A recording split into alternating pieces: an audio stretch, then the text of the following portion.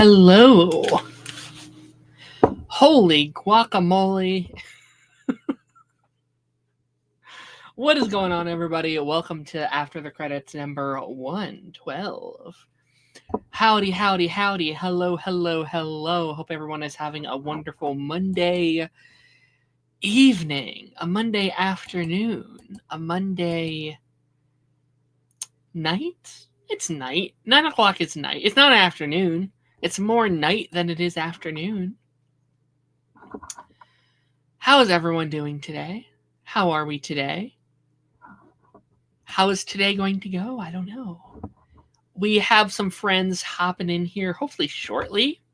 Maybe shortly. One's confirmed, but running a little late. The other is unconfirmed, but like a big giant question mark on it. So we shall see. We shall see how it goes. We're going to chill a chat for the first couple minutes, waiting for anyone to pop in that will be popping in.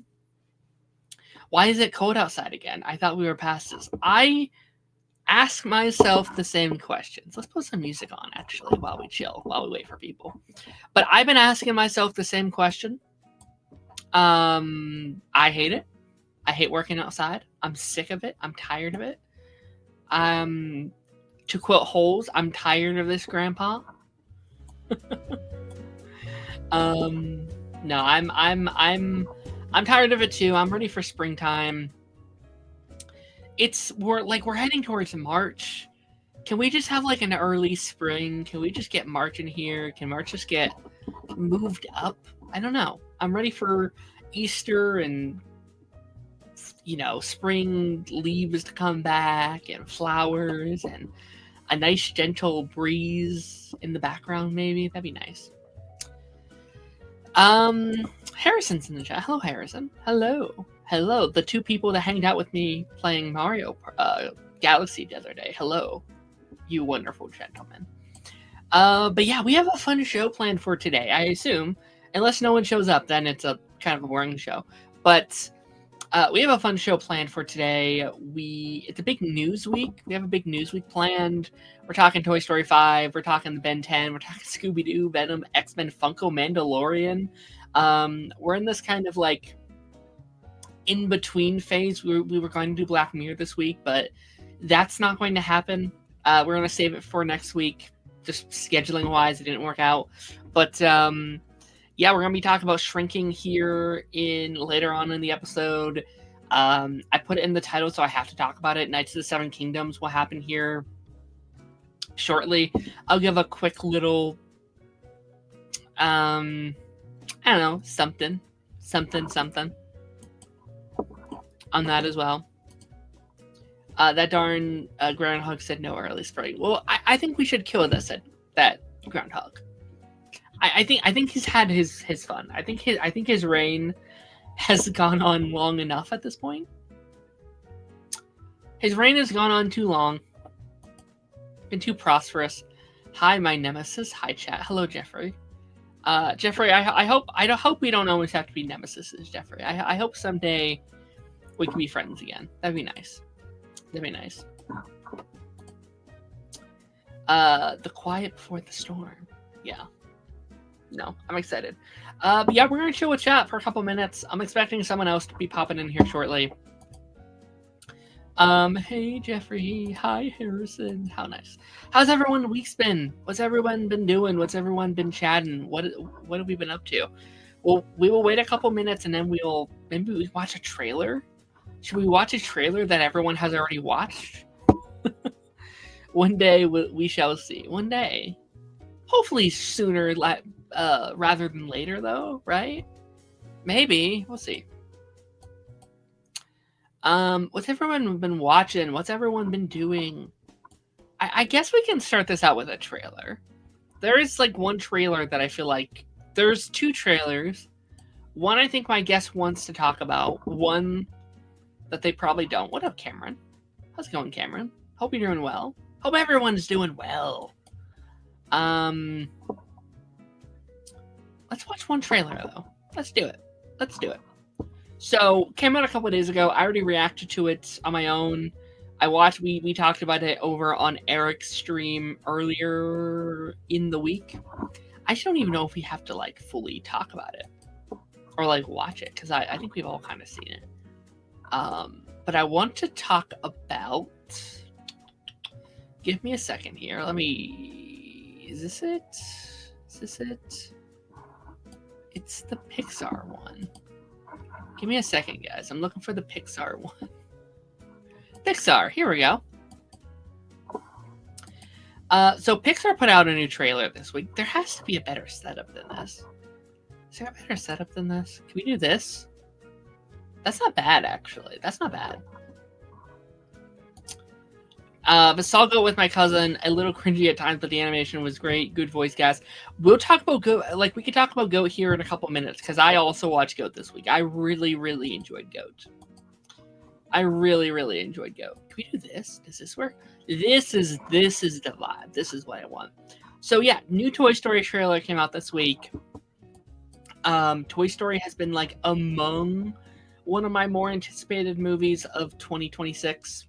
I was pretty pessimistic about it, I guess, going in. Like, I had my worries, less than others, I'd say. Like, I was pretty on board on like the basis of the idea and kind of what they were going to do and kind of what they were going to lean in. But obviously, like when you are doing new installments of a franchise of this size, of this gravity,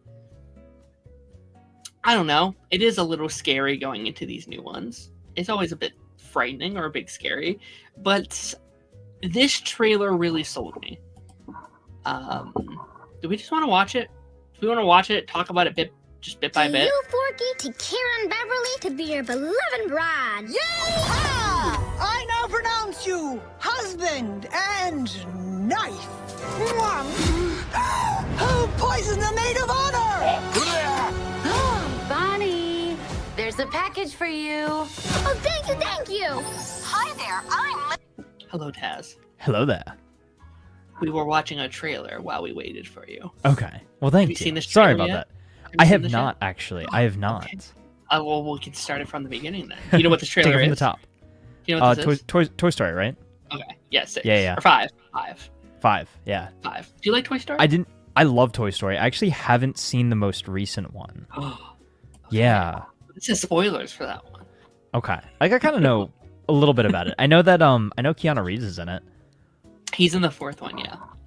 And actually, yeah, he's coming back for this one too.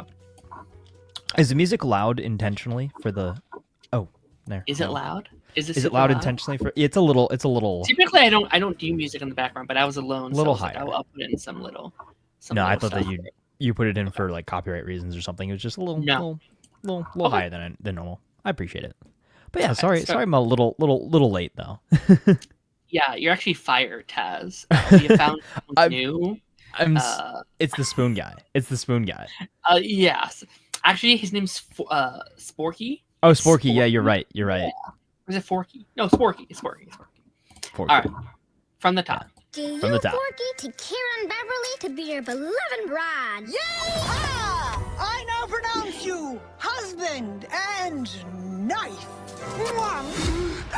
Who poisoned the maid of honor? Bonnie, there's a package for you. Oh, thank you. Hi there, I'm Technology. Lillipad. Let's play. Oh, no. Extinction, not again.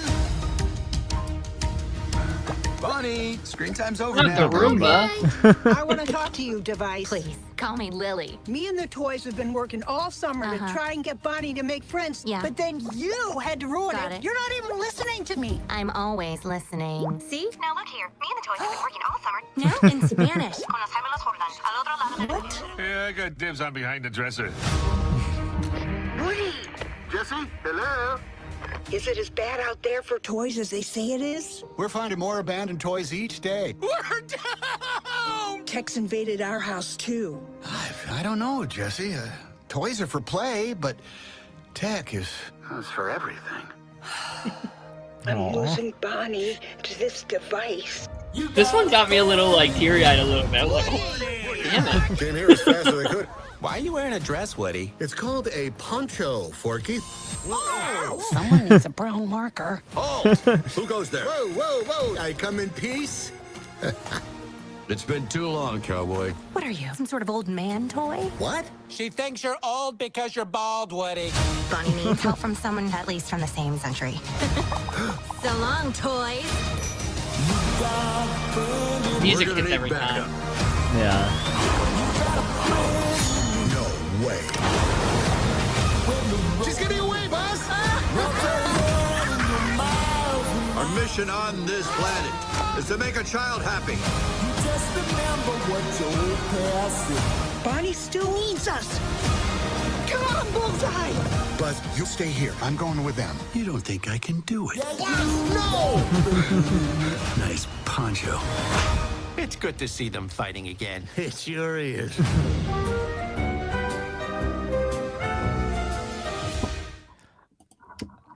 You know, it actually looks pretty good. It does, The, yeah. the toys versus ChatGPT, basically.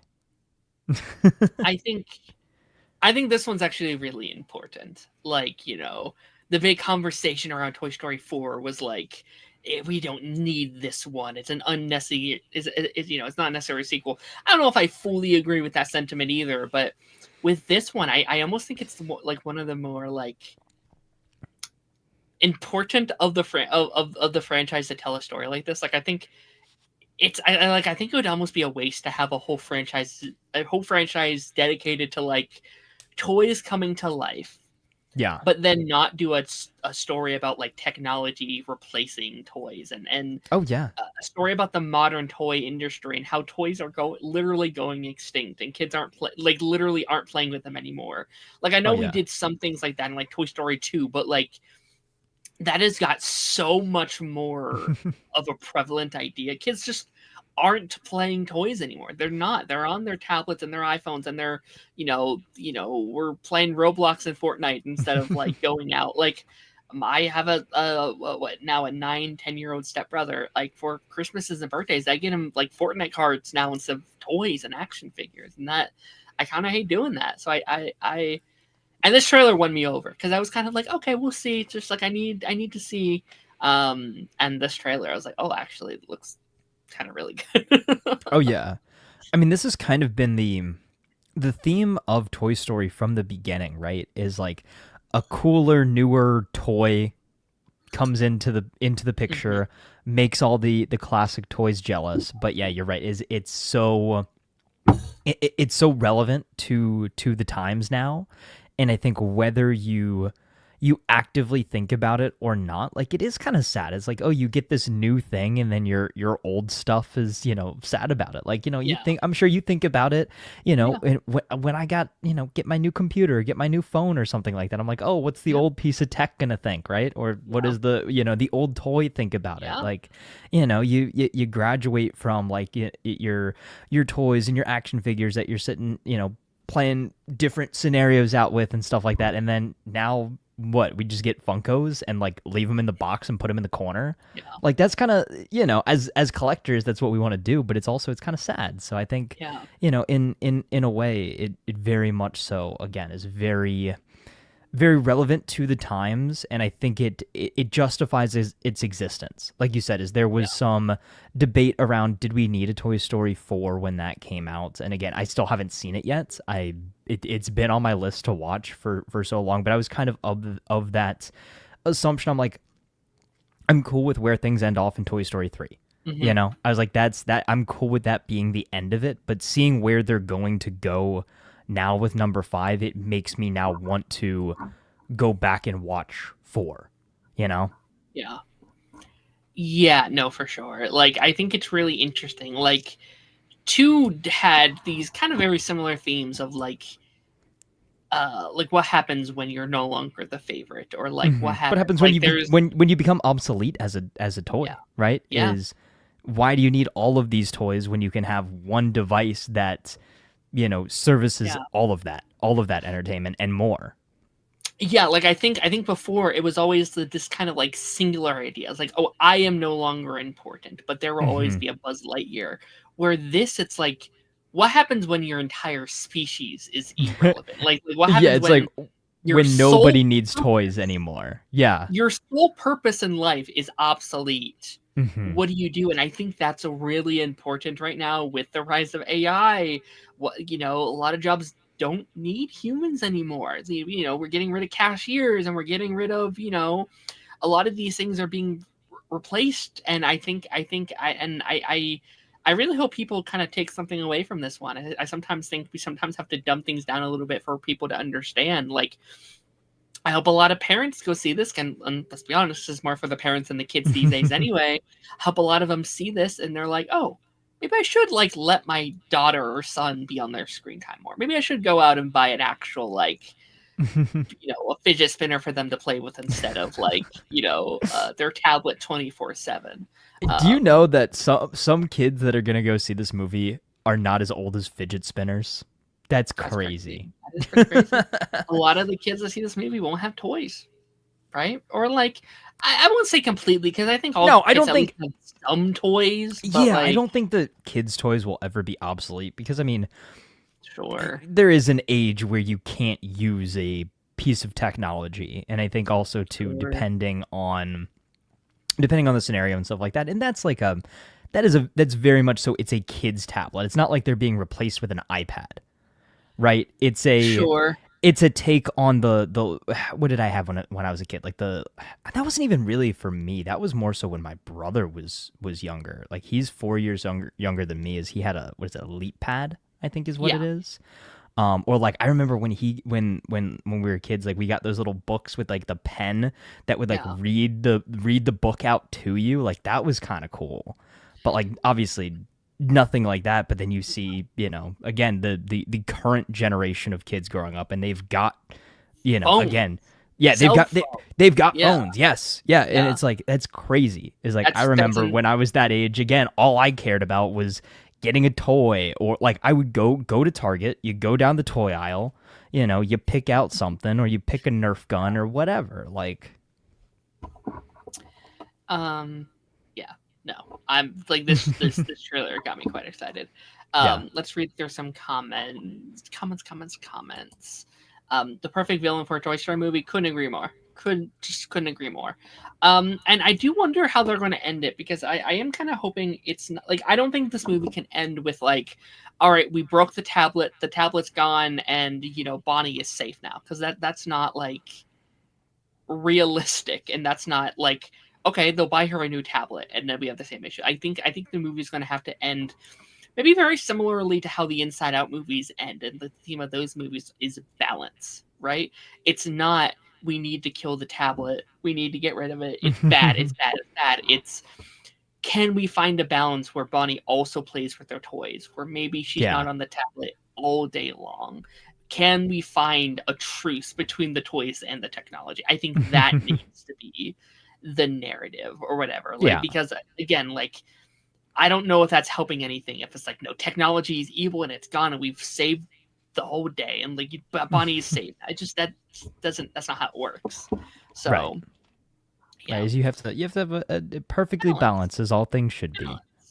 And I think that's something we all struggle with. As I look at the end of my day and it's an 8 hours on my phone, I'm oh God, all right, that's not great. I hope this movie teaches kids they don't need tablets or phones, that there is such thing as toys. Yeah. Yes, a movie that's going to teach, a movie that most kids are going to be watching on their tablets is going to teach them to put the tablet down. Yeah. Well, hopefully they get to go out in a movie theater with their families. Hopefully that's how it used to be, but how do you think most people, most kids absorb their media nowadays? Darren, what is here's my question for you. What do you use mostly to consume media? Do you watch it on TV? Do you watch it on your phone? Or do you watch it on a tablet? I think tablet. I have a tablet that I kind of have set up here while I work on things on my PC or whatever. Okay. Okay. But I prefer to go, I prefer when I get to go downstairs and put it on the big TV or whatever. Yeah. Not big TV, but the family TV. Right. Or even I love when I get to go to the cinema. I love a good cinema trip. By the way, our theaters have redecked out my entire theater now. Okay. It is so cool. We have like reclining seats in there. Everything is nice. spanking new. Nice. We have like little tables in front of our seats. We can put our popcorn next to. They redid the entire bathrooms. Oh wow. And now like everything is like brand new, and they're not done yet. Like they still have like half a theater still to do. But I now have this like new, like energized excitement to go to the movies. I'm like, I have to go back. I have to get those like nice seats again. So that's cool. That's nice. Yeah, I've got. I think. Oh no, go ahead. Go for it. Go ahead. No, so on your theater experience thing is so the theater that I go to mostly, like the reason why I started going there originally was they had reserved seats when the one closest to me didn't. So this was like 10, 15 years ago.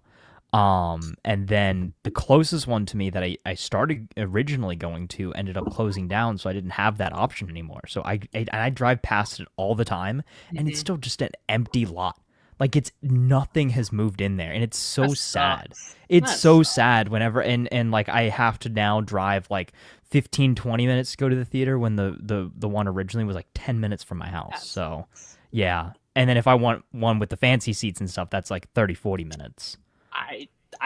We've never had like this is really it for us in terms of like movie. Like we used to have a dollar theater that was like right next to the other one, which is probably why they went out of business, because it was right next to like the big theater. Like of course everyone's gonna go see the new movie, but like if you wait 3 months, you'll have the big movies come inside like the dollar theater, and you can watch a movie for like $2 or whatever. It was nice, like $5 or whatever it was. But yeah, that closed down years ago. Yeah.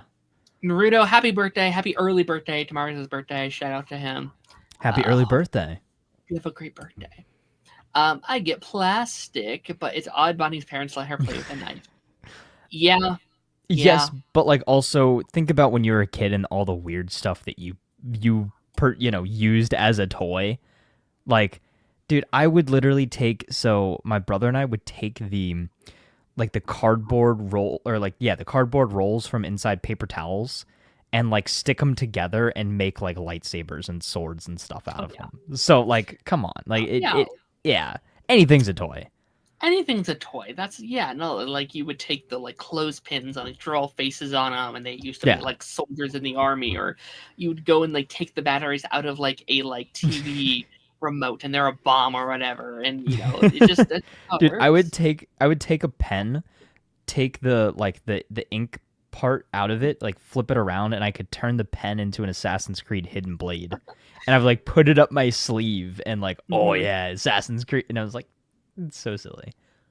Yeah. Speaking of Assassin's Creed, there was a comment about Assassin's Creed. I was going to use it as a transition point. Yeah. Where is it? Someone commented and I kept. I did see it. It was. Do you know who it was? Do we know? Yeah. There we go. Cameron. Okay. Thank you. Cameron. Thank you, Cameron. Yeah. Yeah. Assassin's Creed franchise getting new leadership. What's up with that? So I did see. So they put out a tweet earlier today. I have it pulled up actually. Let me share it. Prepared Taz. Love it. There we go. So just from the Assassin's Creed Twitter here. This is actually the UK Twitter. This is the one that I saw first. But just an update on the future of Assassin's Creed, introducing new members of the leadership team that will steer the franchise's ambitious new chapter. I'm not even going to try to pronounce some of these names. I'm not going to pretend like I know who any of these people are. However, I think this is a big thing just in the fact, okay, stuff is moving. We're getting a shakeup as far as the hierarchy in Ubisoft and in the Assassin's Creed franchise and everything like that. We have had some news recently of the fact that there's a couple of new Assassin's Creed games in the works. Like we know that we're getting Black Flag remake later this year, which is again the worst kept secret in gaming at the moment. There was something a couple of weeks ago talking about the series that's coming out as well. So it looks like we're moving in a good direction. But yeah, I mean, Black Flag Remake, that's the next thing to get excited about. I think the Right now, rumored release is sometime in the summer. So just keep your eyes and ears peeled for that. But yeah, I think the future of Assassin's Creed is bright, and yeah, I think we're moving in a good direction there. Nice. Yeah. Yeah, I don't have anything to add. But I'm happy for the people that are going to be affected by that, I should say. Yeah. Alrighty, do we want to? I'll give you the option. Do we want to watch another trailer, Chaz, or do we want to talk about some of the things we watched this week? I'll give you the option. Let's finish off the let's finish off the trailers, and then we'll look at some more stuff. And then I actually have another trailer. If this is not the trailer that you're going to play, then there's another trailer that did come out recently as well. This was but a I'm pretty pretty big sure. one. I was gonna say I'm pretty sure I know what you got. This trailer came out the day after we did last week's episode. Yes. Kind of, I don't know. That made me sad. I was like, just one day earlier. It's never on time for us. Like we're always like a day behind. So Mandalorian and Grogu. Yes. Okay. Put out a trailer. It's really interesting because it does feel like the trajectory of the conversation about this movie has completely changed. Oh, it did a complete 180. This should have been. They should have shown like 30 seconds of this at the Super Bowl. Is what the consensus is. Oops. Is this it? Yeah, this is what I want. All right, Mandalorian Grogu trailer number 2. I guess the first what? Yeah, the first official trailer. Is it like first official trailer? I believe so. And then the other one was what? Just a teaser trailer? Teaser. Yeah, this is the actual trailer. The other one was the teaser trailer. Okay, let's go. By the way, this shot is so Lion King coded. I love it. Even sounds like the Lion King a little bit. No, I'm kidding.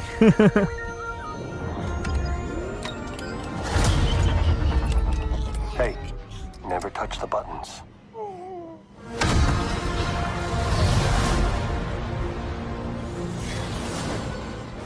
I can use some information. Whoa, for this price, I'll tell you whatever you want. I'm looking for a hut.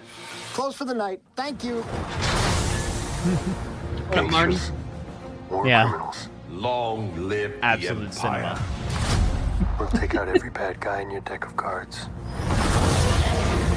A little Grogu salute. I love it. This isn't about revenge. Ripley? It's about preventing another war. Strap in.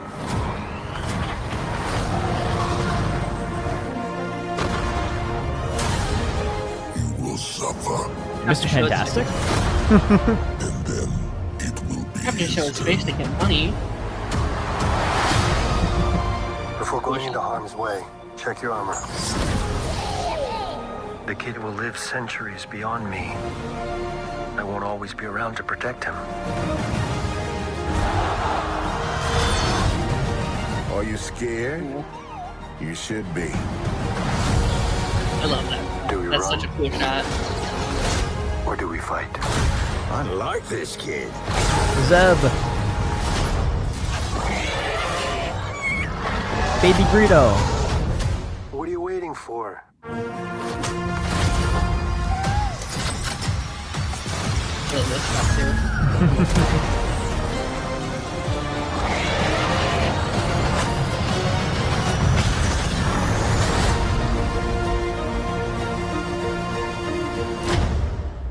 Let's save the rest for after dinner.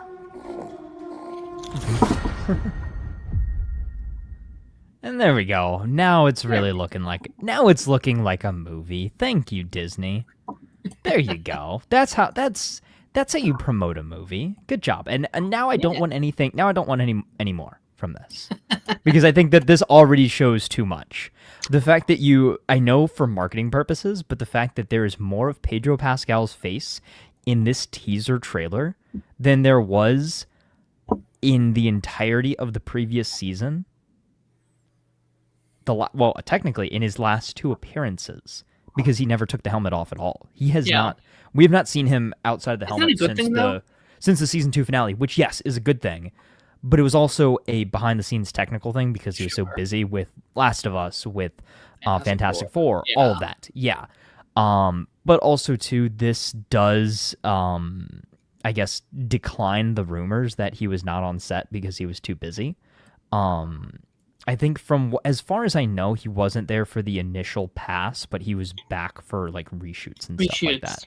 That one, I would not be shocked if it's that one scene where they do all the things. Yeah. Well, I mean, is it was all probably done at once. I think it's probably that's a scene like probably midway through the movie, and then maybe he takes it off at the end again or something like that. Obviously they're moving to a point where he's more comfortable with taking the helmet off in other situations. But yeah, I mean this looks like a real movie now. Like it still does in a lot of ways feel like a side quest, a quote unquote filler episode of the TV show. But I think that's just because we don't necessarily know the whole story around it. Like there is some New Republic, some elements to it. Of course, we've got Zeb. Of course, we've got, the fact that they are doing missions for the New Republic, right?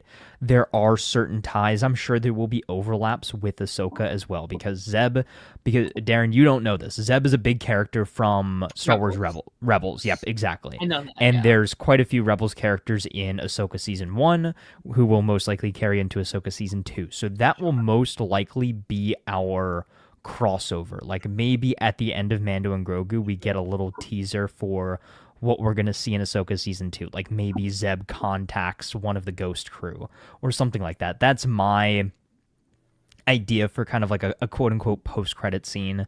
They'll most likely set up the idea as well for either a fourth season of The Mandalorian or another movie. I would honestly, depending on how this movie goes, I still kind of want them to go back to the TV show format, but keep the series more in line with seasons 1 and 2 versus season 3, is my position with that. I've also seen rumors of maybe some Boba Fett stuff. I don't know. But we'll have to see. And then also, too, there are big ties to, of course, the Clone Wars, the original Clone Wars movie with the grown-up version of Rhoda the Hutt, who is just a big, jacked gladiator Hutt. Yeah. So that's pretty cool as well. Obviously, we're seeing Grogu's powers continue to grow and evolve and change, and he's got his little Beskar chess piece and everything like that. So, little baby Grogu's growing up, and I did see some people think, too, that we're going to hear him say his first real words in this movie, and I wouldn't be surprised. But yeah, what are your thoughts here? As a casual who hadn't even finished season 3, I was pretty. I hope so. I was kind of like, yeah, it's a new Star Wars movie, whatever. It looks fun. Looks like a fun, like this looks like the definition fun popcorn flick. I'm excited to see a new Star Wars movie on the big screen. I've only ever seen one newly released Star Wars movie in a cinema. Like Rise of Skywalker was my first. I got caught up for Rise of Skywalker. I know I made this joke before, but I am so sorry. And then I saw what's the first one? Like what's episode 4? What's that one? No, sorry, episode 1. What's episode 1? Oh, you saw Phantom Menace. You saw the re-release of that one. Yeah. That, which I kind of fucked with. I was like, you know what, this is Phantom Menace is good. I kind of fucked with Phantom Menace. Did you go see Revenge? Did you see Revenge of the Sith in theaters when it re-released last spring? That's that's arguably my favorite movie. I know the original trilogy is up there, but besides those, in terms of just pure hypeness, that's the one I'm like, yeah, let's freaking go. Maybe if we've got time, maybe we should do a Star Wars ranking before Mando and Grogu comes out. I would have to rewatch them all. I don't have enough of a fresh memory. You can't do it off the top of your head. Okay. I mean, but that's also another option. We just go through them, just we just all right. Let's watch freaking Star Wars movies. But no, this was fun, and I think this did exactly what it needed to. It needed to convince everyone that was on the fence, and it needs to market to casual fans. It needs to market people who don't know who this little alien guy is. Well, I mean, it already does. His cuteness factor. This I feel like you can watch this trailer and be like, oh yeah, let's watch this one-off little cute movie or whatever. It just he's just a bounty hunter and this little alien dude he's with. I think this was enough to convince people. Let's see if it's enough. I know Short Car says here, I feel like nowadays you have to convince people to go to a theater, and honestly, I don't know if a movie based off something people are used to watching on Disney Plus is going to do that. I've talked about this a lot. I think there's going to be a large audience that's like, I'll wait for Disney Plus. Mm-hmm. Yeah, they're like, hey, I've seen this as a Disney Plus series. And it kind of looks like an episode of the show anyway, so I can just wait for it to come out, and I'm sure that will happen.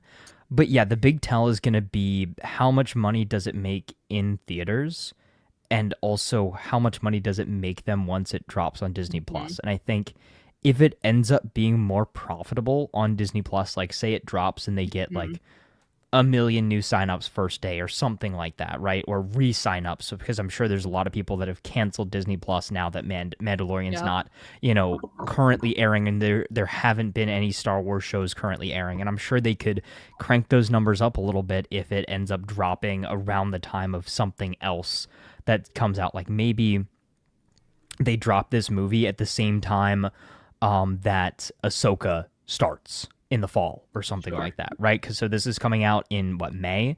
So May if 22nd, Ahsoka drops maybe September, October is what I'm guessing. Then they'll most likely release this alongside it, and then kind of inflate the numbers a little bit that way as well. So it's yet to be seen.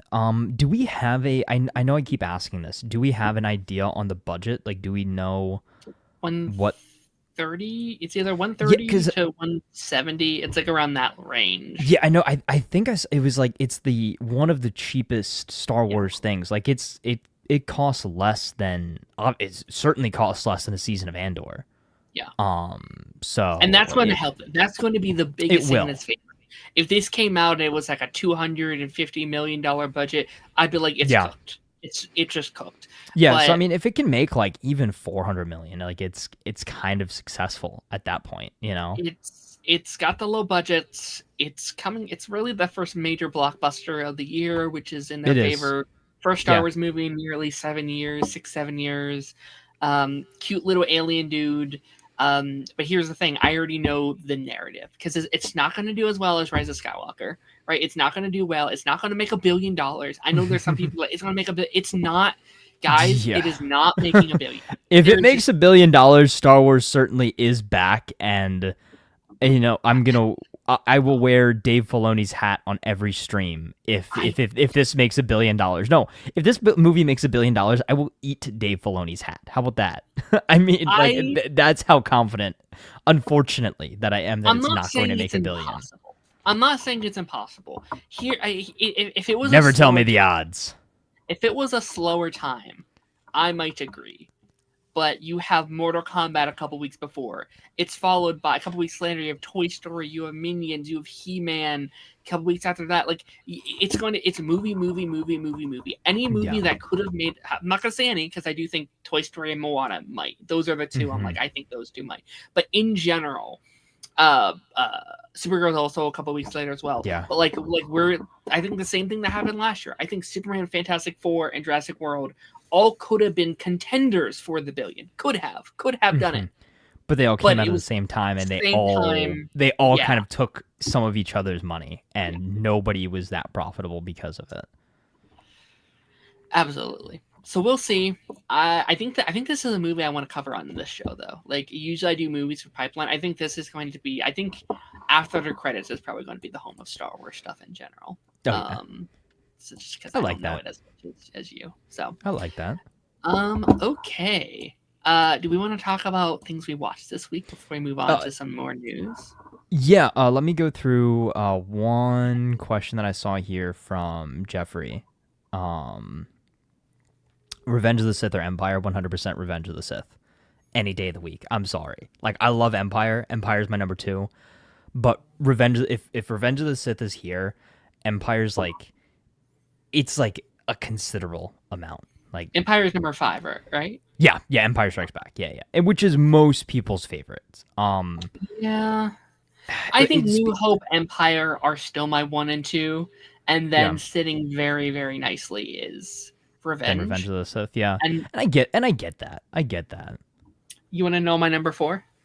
Yeah, go for it. Skeleton Crew.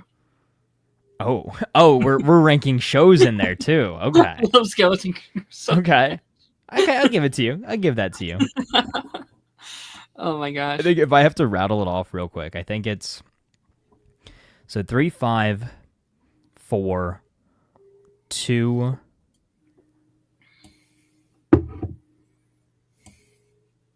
1, 6, 6.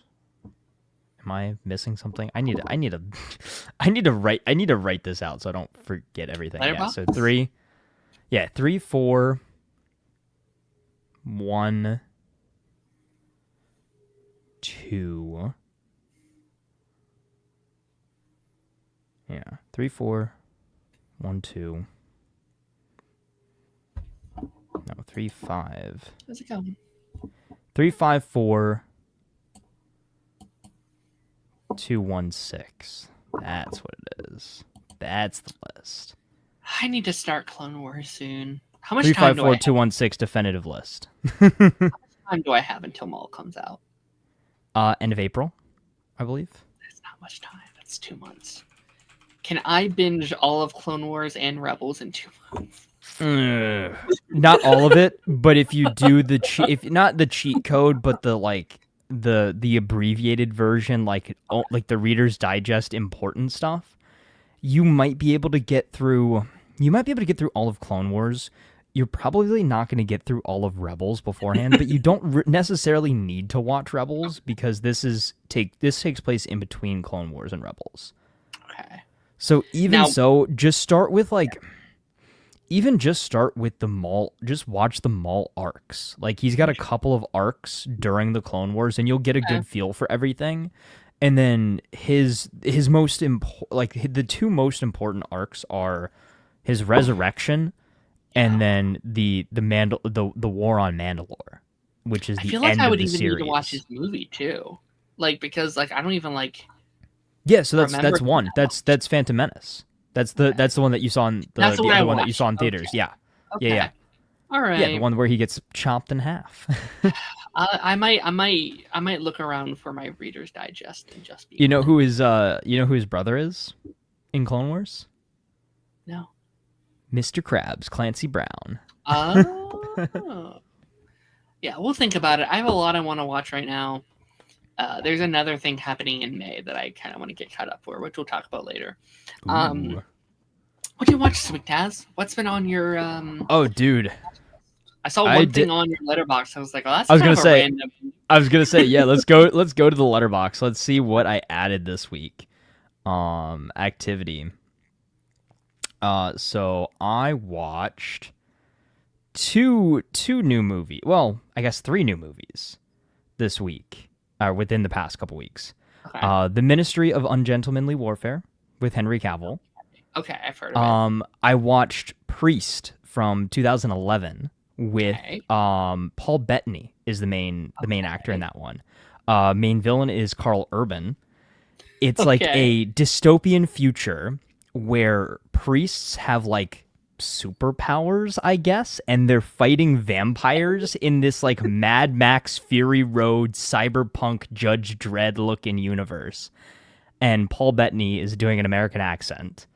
Okay. Well, trying to. Very mid 2000s movie. There's a little bit of Matrix elements to it as well. I can feel that. But it was pretty fun.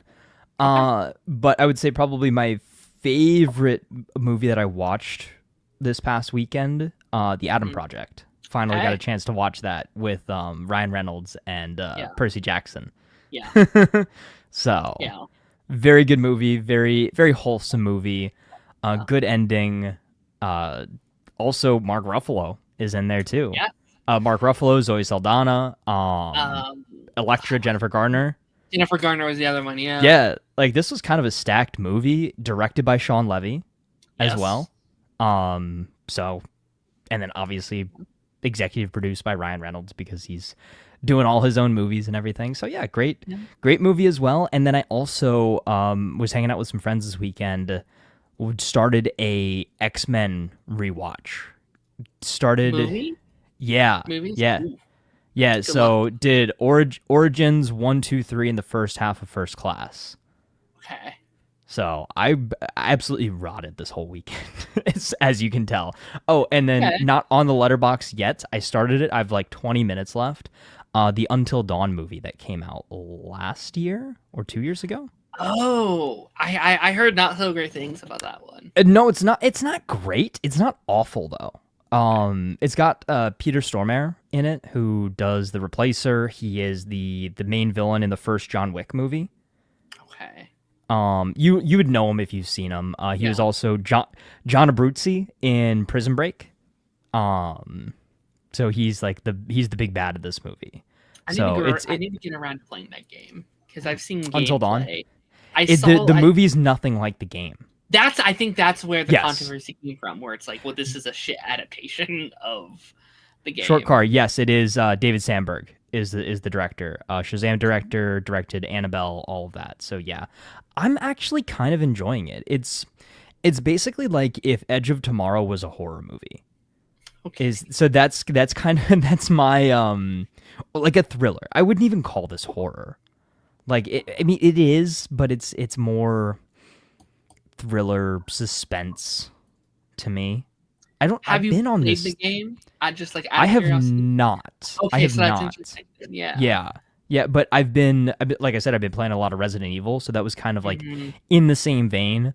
And I'm not watching those Resident Evil movies. I'm just not there. Like, I saw a video on all of them. I'm like, wow, these are so bad. I'm gonna stick to playing the games. I might watch the animated movies at some point though.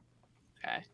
I wonder if that would be like Last of Us for you, where like you enjoyed it until you like played the game, Mhm. and then was like, oh, because Oh, like yeah. like I even like watched the trailer with like the little bit I know. I was like, this is Until Dawn. Like it was nothing like I imagined it'd be. Yes, they literally just took the name of it and were like, "Oh, cool, we'll make a movie based off of the IP." And that actually brings me to a really good point. A quote that I saw recently about the Resident Evil movie that's coming out at the end of this year is basically the director was given full creative control to do whatever the heck he wants with this Resident Evil movie, and I cringed the moment I saw that. I was like, "Oh, we might get a repeat of what we had with the 4, 5, 6 Resident Evil movies that came out in the mid 2000s." You know, so I hope not. I don't know why it's been so hard for them to make a good Resident Evil movie. Like I just actually finished a playthrough of Resident Evil 2 just in preparation for RE9. And story's so good. Story is so good. I played through Claire's side. I actually played a run where at some point you can get like this infinite rocket launcher, and I just like tore through it just to, like, basically I played it on like I wasn't playing it on the easiest difficulty, but having that rocket launcher made it feel like the easiest difficulty. So yes, it is the weapons director. So that is a saving grace there. But you know. Oh, and speaking of horror movies, Scream 7 comes out Friday. It sure does. I'm not there for it, unfortunately. Yeah, not a. So, are you a horror fan at all? Like a little bit. I love the other Scream movies. I'm just not here for this one. Yeah. Okay. But okay. But like, let me kind of put my POV on it a little bit. Okay. Like, I didn't grow up on the Scream movies. A friend asked me going into 5 if I wanted to see it, and I was like, sure, just let me go binge watch 4 movies first. So I don't have the attachment to that cast as other people do. My Scream cast is the cast of 5 and 6. They successfully rebranded a franchise. They successfully brought in a fantastic successor, and I think just how they handled that entire thing is just very disgusting in my opinion. The behind the scenes stuff, yeah. And the trailers for this one, I maybe would feel better if it ended in a different way, if they were just like, hey, we're going a different direction or whatever. But it feels so, I don't know, glitchy to me. It feels so like we're going nostalgia. Well, it's funny though. Is the reason why I'm excited for this one is because the only one that I've seen so far is the first one, because of Matthew Lillard and Skeet Ulrich.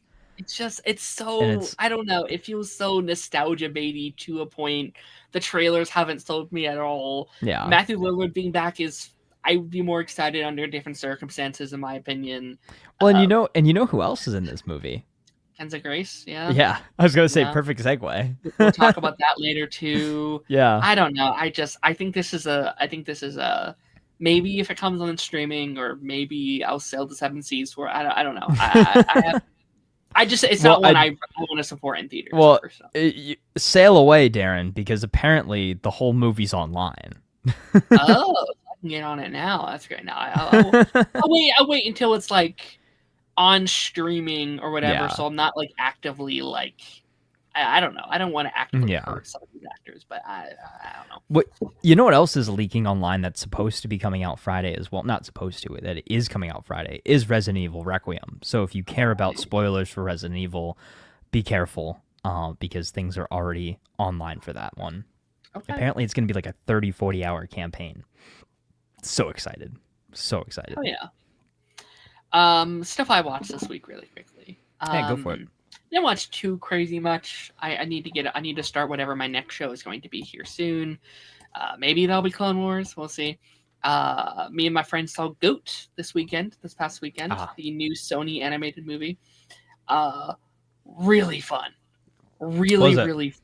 It was honestly a lot better than I thought it'd be. It's a blast. If for only incredible animation, brilliant Spider-Verse like levels of, sometimes I think almost a little better than Spider-Verse in some. So shots. it's not the same team. It's just inspired. It's Sony. So it's it is Sony. Studio. Okay. It's Sony. It's not like Chris Miller or whatever, but it is Sony. It's the same. So it has like the K-pop Demon Hunter, the Spider-Verse. It's the same. Okay. And yeah, you can tell it's very fun, very beautiful. There is a shot in here, and when it comes to streaming, I'll have to share the GIF. But there is a shot in here that I said, yeah, I want an animated Flash movie. Like there's a scene where a character runs really fast in the that Spider-Verse-esque style, and I'm like, holy shit, give me a Flash movie. Like do it in that. It would be so good, so incredible. Story's a bit basic. Like you go in, it's like, well, yeah, you kind of know how it's going to go, where it's going to go pretty much the whole time. But it's so wholesome, and like it has so much heart. You kind of don't care because it does such a great job telling that story. Man, it's fun, and I think that's a movie that I think it's going to kind of hit maybe after it comes out. Like it's doing pretty well. It's having feet right now, but I think it's going to be one of those movies in a couple years. People are like, wait, this movie's incredible. Or like, I think once it hits streaming and like all the like reaction channels start watching it and all the TikTok people start watching it and stuff, I think it's going to be like, holy shit, this is like movie of the year kind of thing. In like a similar way that like K-pop Demon Hunters didn't hit at first. It took until like TikTok getting a hold of it and stuff like that for people to be like, oh wait, no, this is insane. This movie's great or whatever. Fun, has Caleb from Stranger Things in it. He's the lead in that. He's really good. Oh, nice. A lot of big actors in there. Yeah, fun movie, great kids movie, great like take your kids. Like I think it balances that like it is a kids movie. Like it is like, it's not going to blow your mind, but also it takes its time and it'll have these really great emotional beats and these really serious moments. And I think it's a good balance of like clearly kids movie, but also it's not looking down on them. It's like, I think it's a great kid. And I think this is a movie in like 10 years that some kid is going to be like, yeah, that's my favorite movie. Like I grew up on GOAT and that's inspired me to get into baseball, or I'm sorry, get into basketball. It's like, Space Jam, basically. I was literally about to say, is like, so it would be Space Jam or it would be their version of Space Jam. Yeah. Nostalgia aside, because I love Space Jam. I do too, man. I do too. It is like objectively like a better made version of the Space Jam. It's like, but there's no like human element. It's all animation though, right? It's like if Space Jam and Zootopia had a baby. Ooh. Basically, it's like Space Jam, Zootopia, that Spider-Verse style, and like a Ted Lasso. If anyone in the chat seen Ted Lasso, kind of has a similar format to that show. Interesting. Yeah. Okay, we're gonna be jumping into a couple more stories here. I have 2, 4, 5 news stories I want to get to within this next hour. Pick a number between 1 through 5, Taz. Ooh. Let's go number 3. Number 3, what is okay? Yes, this is my favorite story of the week, and Okay. I've already made a video on this. I've already talked about it a lot, but since you're here, this gives me the opportunity to do it again. Okay. So what we have here it is, Mr. Benjamin Tennyson. Ben 10 news came out this week. Now, you guys know Ben 10's my franchise. I don't get to talk about it a lot on here, mainly because there's not a lot of Ben 10 news to talk about typically. There's not a lot to really go into talk about. So how much of this comic have you heard about? Have you heard about this project? Very surface level stuff. I've seen kind of what you have like reposted and everything like that. Like I knew that there was something Ben 10 happening, and I think I saw a rumor like of maybe a Fortnite collab potentially. Fortnite's happening. Fortnite is happening. Oh, okay. Yeah. Well, take my money already for that. But so what is this like an official one? Is this one of the fan made ones? This is Dynamite Comics, so this is official. All the original kind of people from the original classic show are coming back to write and work on this project. This has been described as like your Marvel Ultimates or your DC Absolutes. This kind of darker, kind of more insane take on the Ben 10 universe. It's kind of described wait, like Ben 10 hardcore? Basically Ben 10 hardcore. Yeah, no, it's kind of described as like the events of the show and franchise that you know retold in new and interesting ways. It almost seems like this kind of like a what if situation where it's like, hey, this is how it happens. So Ben is going to be murdering people in this one, is what you're telling me. I mean, it's possible. It's rated He's going to Forearms is going to rip people in half. It's rated teen. It's rated a little bit more mature, which is very exciting. I think people have been wanting a more mature version of Ben 10 for a while. Okay. I mean, just based on these. Oh, look at that Omnitrix! I like that. I'll go back one shot. I love that Omnitrix design. That's so cool. Now, I should also say these are variant covers, so these aren't necessarily 100%. We do have some alien designs we can look at it in a second here if we want. Okay. But like, this isn't guaranteed to be the actual look of it. Like, if you go here, it's a little different here than it is there. Is there another one? Where like, yeah, like here it's even a little different here. But I do agree. I hope this is the actual design because I really, really like this look. And I think my favorite thing about all of this is everything just looks so much more alien-esque, which I think is really cool. Like, I love Ben 10, but like the whole alien aesthetic, they never always quite looked quite alien to me. Some did, obviously, but they're always more like monster or creature coded. You know, like I wouldn't look at this guy and be like, oh, that's an alien. I'm like, no, that's a mutant or monster or whatever. Or like if you go into this one, like Stinkfly kind of looks like he's from some alien, you know, some alien world. Wildvine down here looks like a plant from another world. Gray Matter literally looks like he's like, I mean, like Gray Matter's a little different because he's always kind of looked alien-y. Like that's kind of his Why does Heat Blast look like Iron Man though? There's a better shot of him, I think. Where's the one? Is it the one on just the side in that where, one he looked?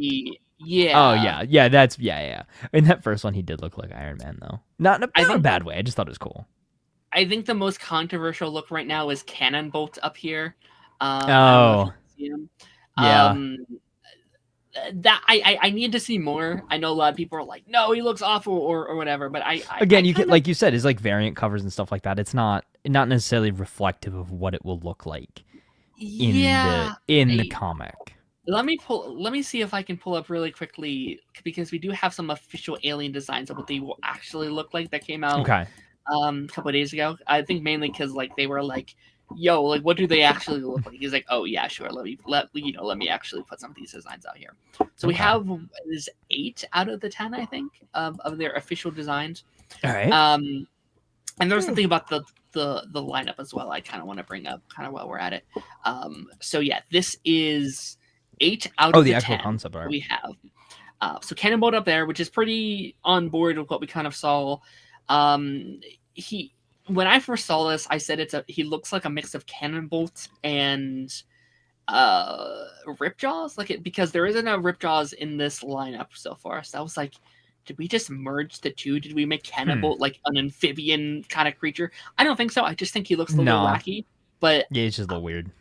Well, he's kind of just like a marshmallow man, sorta in the original. I need to see, and it's gonna be weird. It is not gonna be super easy because it is a comic book, but I'm curious to see how he rolls up because he doesn't necessarily. It looks like it'd be hard for him to roll up into a ball. Yeah, it's like he's almost too. I don't want to say human, like too alien, like too. Yeah. You know what I mean. He's like too person-esque. Yeah. We'll see. Diamond Head is down here as well. I think the big takeaway for people is that he doesn't have a shirt. Like Diamond Head has always kind of had a shirt or like a clothing-esque design. He has the pants. He looks like with the no shirt, with pants, a rock creature. He's very thing-coated. He's very fantastic. A little bit, yeah. We'll see. I don't know. It's kind of bothering me a little bit, like the lack of clothing up top. But I think it will look. That's the word. I think he'll look okay, probably in the comic itself. I know most people are loving this look. I'm kind of more on the fence with it. Upgrade, I'm also a little bit on the fence with it. Like this is like the definition of like, hey, just make him more buff, right? Like Upgrade has always. I kind of like Upgrade being this kind of like slim, sleeky, kind of slippery little fella. I don't know how I feel about him, like Upgrade being a buff guy, because Upgrade isn't notoriously a strength alien. I mean, I think they've all been hitting the gym. Ben will just like injected creatine into the Omnitrix. Yeah, and I know that's the point, but also I'm kind of like I don't know. Yeah. I kind of like him being like a little slimy little guy. Forearms looks pretty cool. I'm not a big forearms guy in general, so I don't think I would have been offended either way. But he has the little gloves. He has a little scarf thing going on. He has these little. He looks like he's got like tactical stuff. Yeah. Like he looks like a secret agent, a little bit, like a spec ops guy. Yeah, I don't hate it. Yeah, I'm not a huge forearms guy in general though. So like they could have like botched him, and I would have been like, all right, that's fine. Rain Matter I think looks sick. He reminds me of the leader from like Marvel. A little bit. Maniac kind of, the like thinker. Which I think suits him. He looks a little taller than I'm used to Gray Matter being. I'm wondering if they're keeping his size or if it's just the like. I just think it's just perspective. I think from the actual covers and stuff like that, you can definitely see that he is small. Mm-hmm. So yeah, I think it's just to blow it up to make it's the show. Yeah. Stinkfly up top here as well. He's much more insect looking. He reminds me of like a praying mantis or like a mothy kind of creature, like more buggy. I'm also not the biggest Stinkfly guy either, so I kind of like the redesign. I know some people don't. I know Ink Tank went on his video and was like, I'm not a huge fan of it, but I kind of fuck with this guy. I think he looks I kind of think it's an upgrade from the original design, and definitely an upgrade from the reboot design they did a couple years ago. 10 years ago at this point. And then we have Accelerate up here, which dude, he looks like an alien movie alien. Like Xenomorph, a xenomorph with wheels.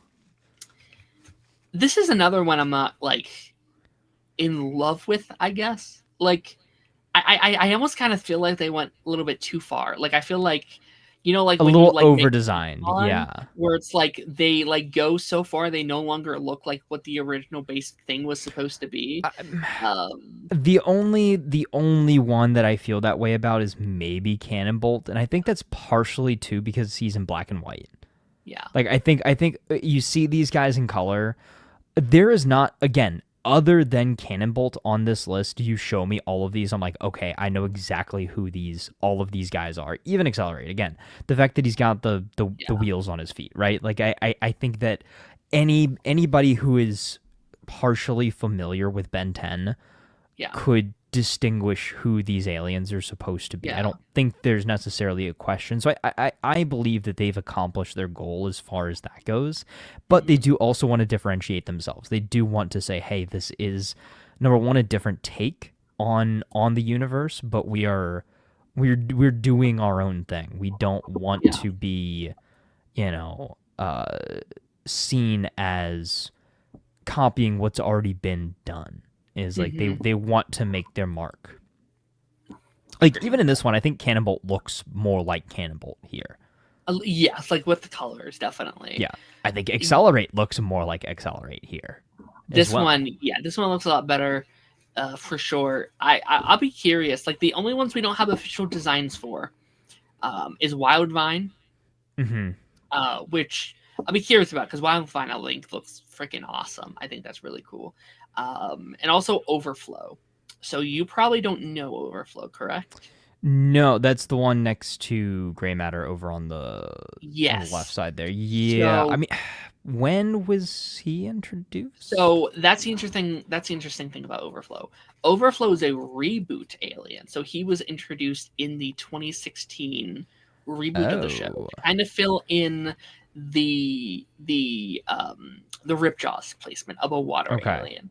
Do you know Water Hazard from like UAF? No. So, I was thinking that I was like, where is Ghost Freak? That's the one that I grew up on. Yeah, no Ghost Freak or so what's very interesting and this is kind of one of the more controversial things. This is not the original 10 lineup. This is the reboot lineup, the same exact lineup they did for the reboot. So what the reboot did is that they had the original 10 minus 3. We didn't have Wild Mutt, we didn't have Ghost Freak, and we didn't have Ripjaws. Yeah, Wild Mutt as well. They were replaced by Wildvine, Cannonbolt, and Overflow, which in general I actually think is a better lineup. Like I prefer Cannonbolt and Wildvine over Ripjaws and Wild Mutt, in my opinion. Oh, like interesting. Like Ripjaws, I like Ripjaws, but he's such an Classic really struggled with Ripjaws because he's such a seasonal alien. You could only rarely use him because he can only be in certain situations. Where with Overflow, he could be on land or water, which gave them more opportunities to implement them. I'm not a huge Wild Mutt fan either. He's just a dog. I don't know. He's dog, just throwing in a dog in there. Yes, but I thought okay. So I think so.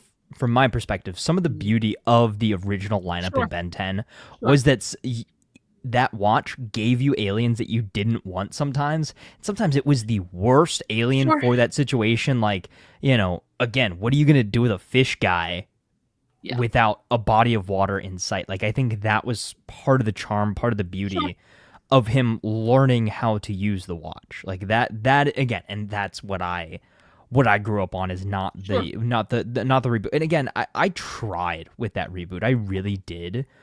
I think I watched like a handful of episodes and I was just like, I just can't get into it. I mean, listen, this came out when I was in middle school. When the reboot came in, I was pissed. I was mad. This is not my Ben 10. But like over time, and I still have not watched it in its entirety. Actually, is it still running? Or is it's over? Ended back in 2022. It's been over for a long time. Okay. But you know, I appreciate the show now for giving an entire generation their version of the character and keeping the franchise alive. And it was for a different generation of kids, and I can see that now. And I think with this coming on, you might kind of like go back and actually try it for myself just to get kind of the more insights on some of these ideas they might be taking inspiration from.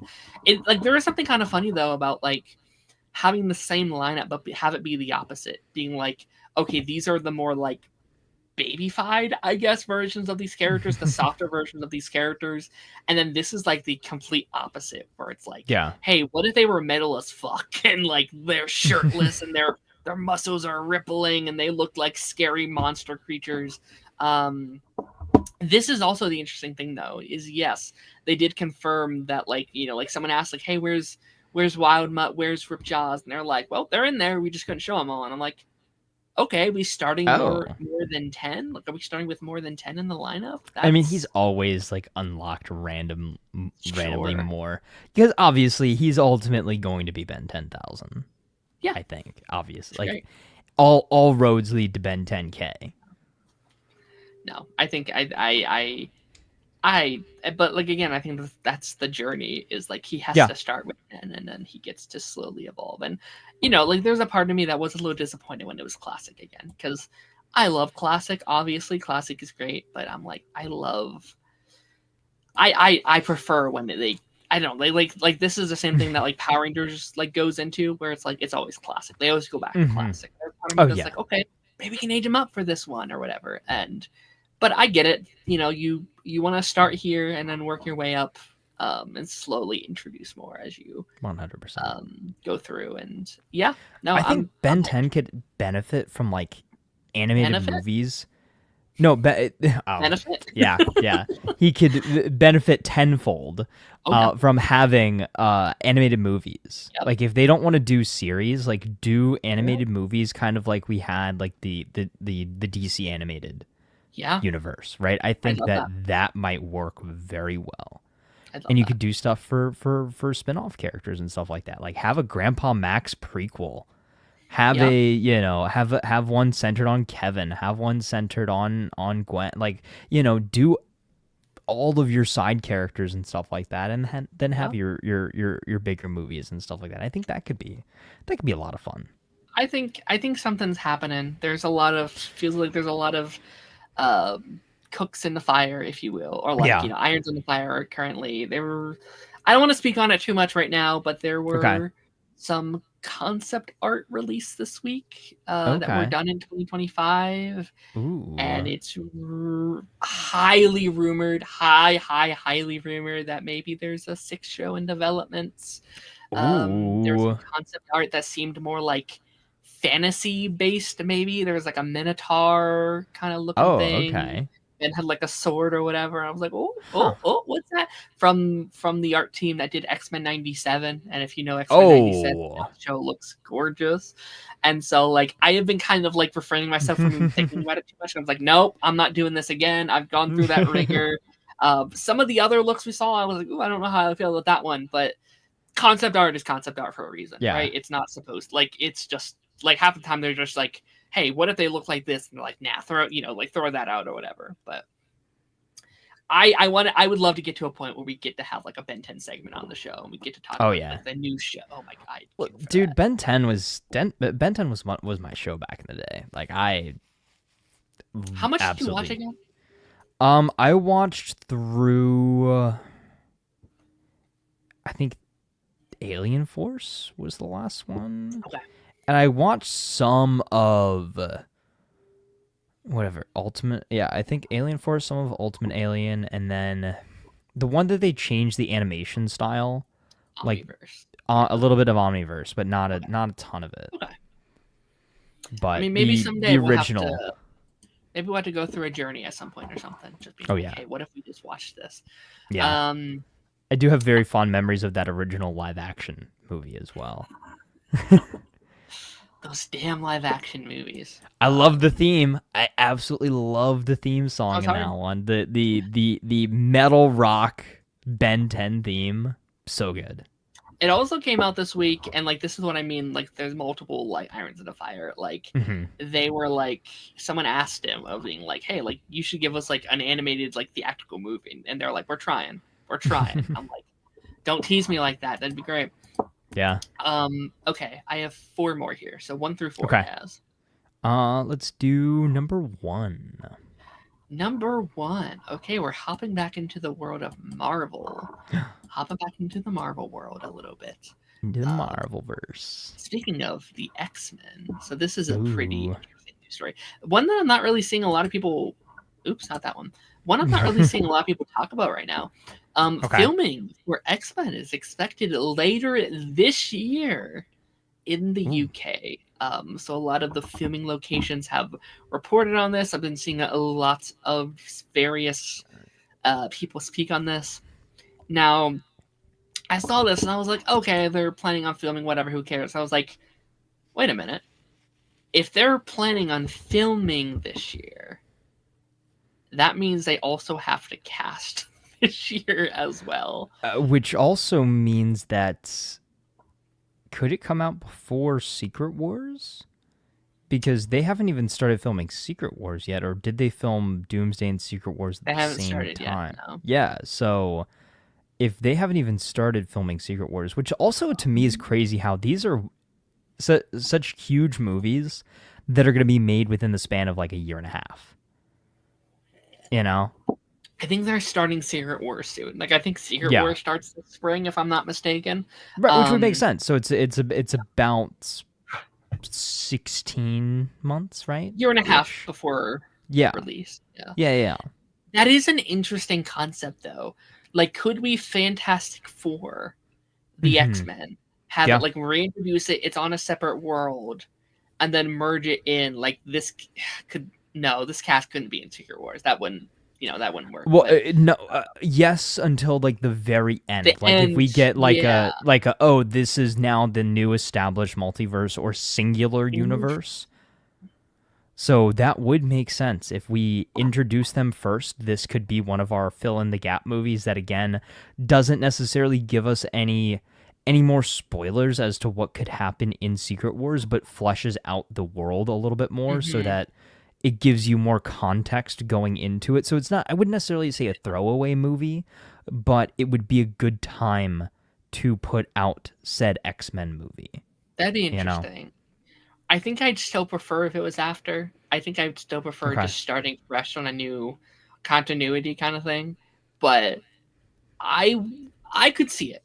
I could potentially maybe see if I could see a world where that could maybe happen, and then we have I don't know, we'll see This is interesting though.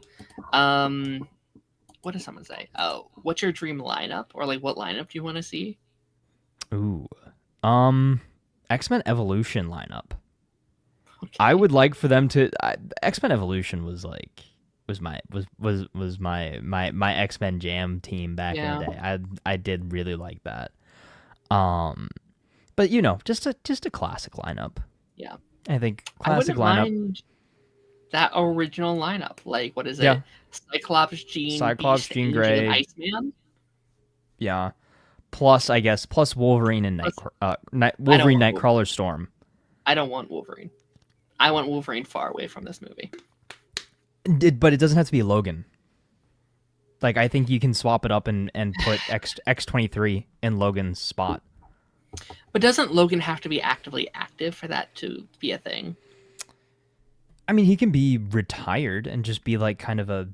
I want like a fresh Logan though. Like I want like prime Logan. I want to start fresh with Logan. I don't. Here's the thing, right? Is so if you have, say, not necessarily an issue, but if you have an aversion to Logan being a big part of the X-Men, the new team of X-Men, I think it would be smart to, number one, let the character rest, allow him to come in from time to time when needed, but also give another Wolverine the time for the spotlight. And I think X-23, what we saw in Deadpool and Wolverine, I think that kind of proves, okay, X-23 can be that fill-in. We've already got an actress that has grown into the role.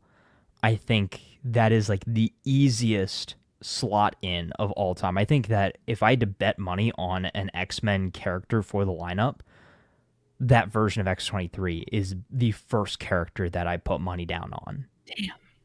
Yeah. I don't know. I guess I personally don't like that. Okay, no, and that's totally fair. That's totally fair. But that's how I see it playing out. Listen, I love Hugh Jackman. I think Hugh Jackman's great. I feel like we never actually got Wolverine. Like I think the first time we had Wolverine in live action was Deadpool and Wolverine.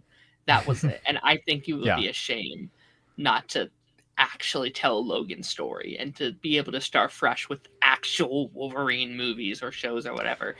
Yes, but it'd be so hard for me to see anybody else as Wolverine in the movies, right? Like, I think also, too, think about it. We're getting a Wolverine game later this year. Those are your Wolverine stories. You've still got X-Men 97. Those are your classic Wolverine stories. The movies don't have to be one for one with that, you know? I don't know. I kind of don't want to keep any remnants of the previous universe. I kind of want to start. Everything's fresh. Everything's new. Complete reset. I love Hugh Jackman. Maybe except for Deadpool. Like, Deadpool can stay. Deadpool can kind of go into his little corner or whatever. But if Deadpool stays, then Wolverine's gonna stay. No, he has to say goodbye. Yeah. He has to.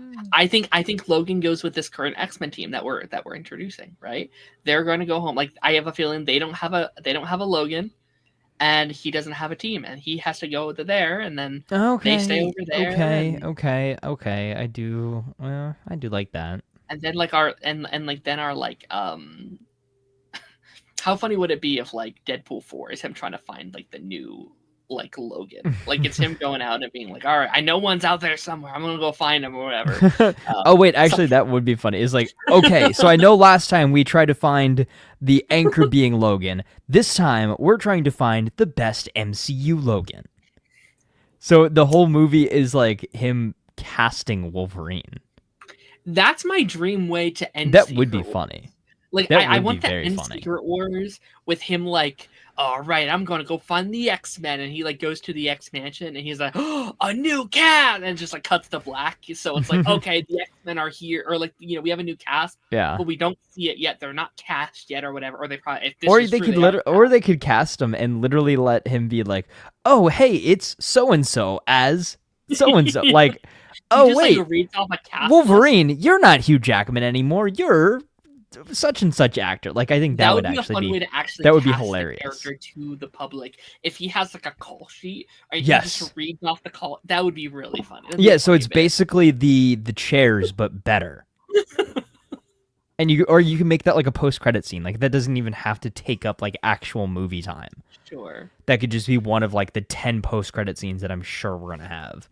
Or even just as like an ad, like have it be like Ryan Ryan Reynolds just make it a loves trailer. Those like commercials, and like it could be like, all right, you guys, I have the X-Men cast, or you know, whatever. Yeah.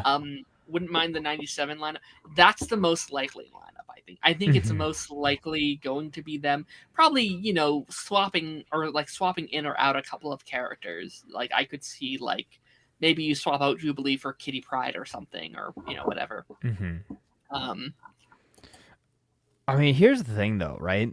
Do you really want to see them try again with the whole like Jean Grey Dark Phoenix story for a third time? Eventually. Long term though. Do you think third time's the charm with that? Do you think they can actually get it right? Build it up. I think Jean Grey, I think Phoenix should be our Thanos. Or like Dark Phoenix should be our 10-year Thanos. Ooh. Like build it up. Oh. Because it isn't just Dark Phoenix. We had to get Phoenix first, and we had to do this thing. Yes. Like, I want to see 10 years worth of storylines building up to it, and then that's gut wrenching because we love Jean. Like, yes. let's just say it's Sadie's sake, because that's the big rumor going around right now. Like, imagine introducing her all the way back in Brand New Day, and we spend 10 years building up the relationship between Scott and the team and Logan and all these various things, and then would ultimately having her as like the big villain after watching her for 10 years. Like, imagine, you know, like Avengers Endgame, it's like Thor is the main villain of the movie and our team has to fight Thor. Like, that would be insane. That'd be awesome. I've not heard that before. That is actually a very good argument. Like, that's a very good way of going with it, especially if you're going to cast, like, I would assume they're going to cast younger. I would hope they cast mostly unknowns as well. Yeah. And let these actors kind of grow into the role. Grow into the roles. Like, I think they should cast probably all early to mid 20s. I would say.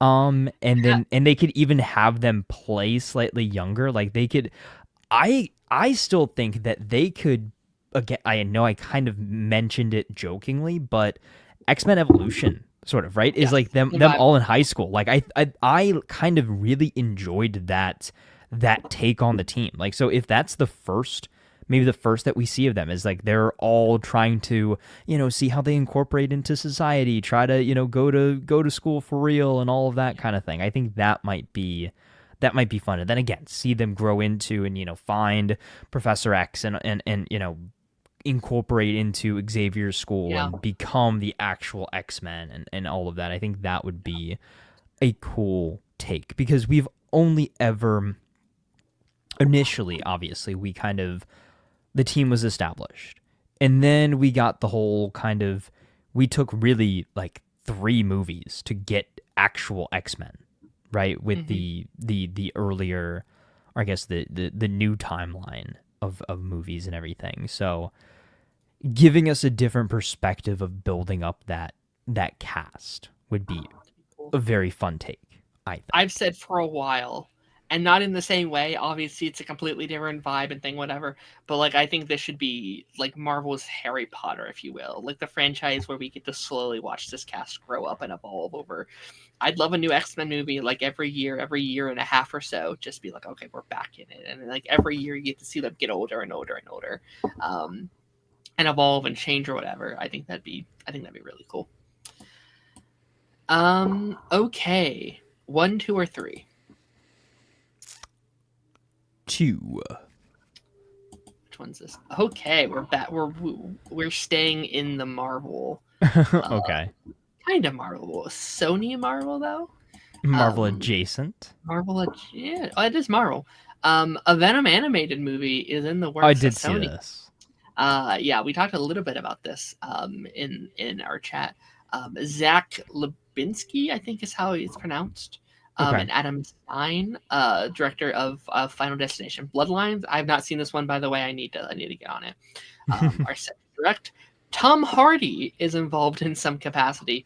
Now, I know people are freaking out with that line, but we should keep in mind we don't know if that's as an actor. That it could have also very easily be producing. I'm getting like producer vibe. Yeah. Yeah.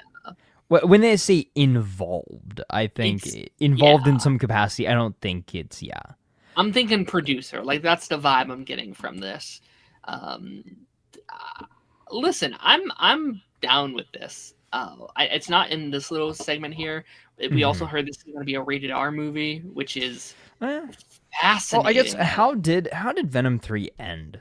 Like I still never. I've seen like bits and pieces of it. Like it was like kind of on in the background one night. Venom goes home at the end of the movie, and they have to say goodbye. Huh. Yeah. It's the so then funniest ending I've ever seen in a movie. By the way, I'll have to show you. It's so fucking funny. Okay. Well, so then I guess they could still do some stuff. So this could technically still be in the same universe, or it could be like in between movies or something like that. So I kind of hope it's just like new continuity, fresh coat of paint. I'm actually fine if Tom Hardy didn't want to come back to voice if it's a new continuity. I kind of don't give a shit. Like his performance as Eddie and Venom. I guess he didn't do Venom, but like as Eddie Brock, he did. Bad. He did. I think he did do Venom. Yeah, I believe he did. I think that's his voice, but modulated. That was never my issue. In fact, I kind of like if we're talking about like the voice of Venom itself, I have no grievances or whatever it being connected to, or like him being the voice of it if it's a new continuity. If we could just start fresh with the character. Yeah. I mean, I either way, I don't necessarily have a problem with it. I think Sony an animated movie makes you think one of two directions. Either A, connected to the actual Venom movies, just an animated version of it, or maybe even connected to Spider-Verse. Yeah. Like that would be fun. I mean, we literally just talked about last week that they announced the Spider-Punk and Spider-Gwen projects. So that maybe that's what they're implying with this, is that it is. Because also, too, wasn't the Spider-Verse 1 was teased at the end of Venom 1, right? That was one of the post-credit scenes. I believe I remember watching Venom in theaters, and then one of the quote-unquote post-credit scenes was basically a Spider-Verse teaser trailer. It was with Miles, like, running through the city at night, and then he, like, comes across the something. I don't know. Like I believe so. Chat. I might didn't be watch it in wrong. theater, so I might be wrong. Dude, check. I remember watching Venom in theaters. I actually loved it. I loved it so much that during my review for it, I made a Venom voice modulator. Like, it was actually very fun. It's actually very fun. I'm open to this though. I think Venom works. I mean, just in general, I think Spider-Man works great in like animation. I think I do too. the I think concept in of some what ways, to sometimes better. do- Yeah, I think you could do some really cool shit in the animated format. I know people are burned from the movies. I know people are maybe they've done it a lot. I do kind of wish maybe they waited a couple years to let the things calm down a little bit. Like I know he's been done a lot over the last like 10 years or so. I still want him in a Spider-Man movie again. Like I want Tom to have, I don't know, I want to fully do the Venom storyline in live action, and I think they still could, but I don't want them to burn the market too much on it. Like I don't want them to burn the IP of Venom too crazy. But this is animated, so this could take like 5 years to come out. Like Again, especially if it's Spider-Verse style animation too. Like we'll be lucky if we see this before 2030. I said, like I just talked about Go earlier, like they've been on a roll with their animated projects. So like right now, I'm kind of like they're kind of the best in the game right now in terms of like animated stuff. So I'm open to see what this is. We'll see how it goes and what they can do with this. Okay, 2 more, 1 or 2 tasks. Okay. Number 2. Just kidding. We're actually going to do number 1 first. I looked at them both and I was like, actually, there's one that's better to end this off than the other. Okay. Actually, vetoed, overruled. Yeah. No more. Yeah. This just came out, and I haven't really talked about this yet anywhere. Funko has signed a deal with Rideback, Lego Movie, and Spree, I think. Is that how you say that? To develop Funko-inspired TV shows and movies. Oh, I mean, there've already been like Funko shorts and stuff like that. Yeah. There's a Funko video game. Is there? Yeah. Oh. I haven't played it, but I didn't know that. Huh. I would get it if I could and they could never get the rights to it all, but I want it to be like Skylander style. Like I want to be able to take my Funko Pops and like place them on a thing and they come to life or whatever. Yeah, unfortunately, I don't think that could ever happen just because there has to be something inherently in there. I know, didn't they try this thing with the app where you could like register your Funkos and you could kind of have like a digital... that never really worked well for me. I don't know why, or maybe I just never really did it. But I lost right. my account, and I was like, I'm not logging all these again. It's taking forever, dude, I have so many, and I think the beauty of it too is like it's physical media. Like it's stupid, not stupid, but it's just like it's almost counterintuitive to put it in a digital space. Yeah, I like at first I'm like, oh, this could be cool, but I'm like, but what does that mean exactly? Like yeah. Again, Funkos are cool because they're IP based, because you can do those things. Yeah, and because they're like physical, tangible collectibles. Yeah. Like, is it going to be like Toy Story style, right? Like, I see this image and I get excited. I'm like, oh, I know those characters. Like, it's not going to be those characters. They're going to be like basic, no-name Funko. Are they? Well, with.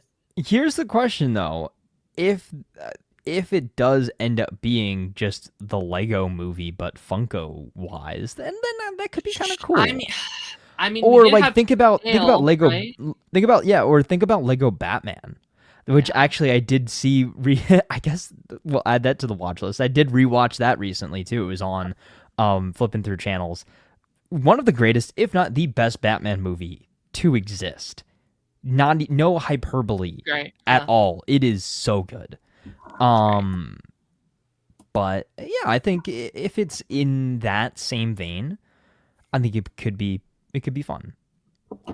Maybe that's why they're doing it. They're trying to get people to go buy Funko Pops. Yes, I think that's exactly why. Why else would they? I don't really know if I believe all that. Like there's this scare for like a month, like, oh no, Funko's going away. I'm like, no, they're fine. They're like, yes, they may not be as popular as they once Trust were, me, but so many companies file for bankruptcy all the time. And filing for bankruptcy doesn't necessarily mean what you think it means. It doesn't mean that they have going no out of money left. It's a tactic in order to save a company that is not performing as well as they want it to be. Yeah. You know, GameStop filed for bankruptcy. I think, what was it? Red Lobster filed for bankruptcy. Regal did it a couple years back. Scared me, but I was like, oh no, they're fine. They'll be okay. Yeah, exactly. Like, you could look up any big name company and it's, it happens. And then they bounce back. Sometimes they don't, but most times they do. Yeah. I think Toys R Us is the one, but I think Toys R Us is even coming back, kind of. Trying. It's been... It's chugging along. They came back in our area, but it was like in... What was the store? Was it Kohl's? Or something like that, where like they had like a little section in... I think it was a Kohl's or... interesting. It wasn't Kohl's. It was JP... Was it JC? Oh, JCPenney, yeah. Was that it? Where like they had... And like I was so excited just to see what they had set up, and it was the boringest lineup. It was like... Really? Oh, this is disappointing. It was... but again, I'm also not a kid anymore. Maybe I'm just not into like that world anymore. But I was like, oh, this sucks. This isn't whatever. We'll end on this note because this seemed like the thing you're most excited to talk about this week. Yeah, it is. Talked about her a couple times this stream already, which is crazy to think about. McKenna Grace has been cast as Daphne in the live-action Scooby-Doo series coming to Netflix, which is officially the second cast member cast for the movie. First coming from Scooby himself, which is, I don't know the actor top of my head, but he's reprising his role from seemingly the main actor who does it currently in the animated movies and TV shows and stuff like that. Which is that alone was my first like, oh, that's cool. That's a good starting point for this new series, whatever. If you were to have asked me before, like, hearing this announcement, if you were to ask me what is the safest bet for a Daphne casting, McKenna Grace would probably have been at the top of my list. Like, I'd say like that's like a safe bet for almost like any young up and coming like character we have to cast. I think McKenna Grace is like a good betting point for you to pick from, I'd say.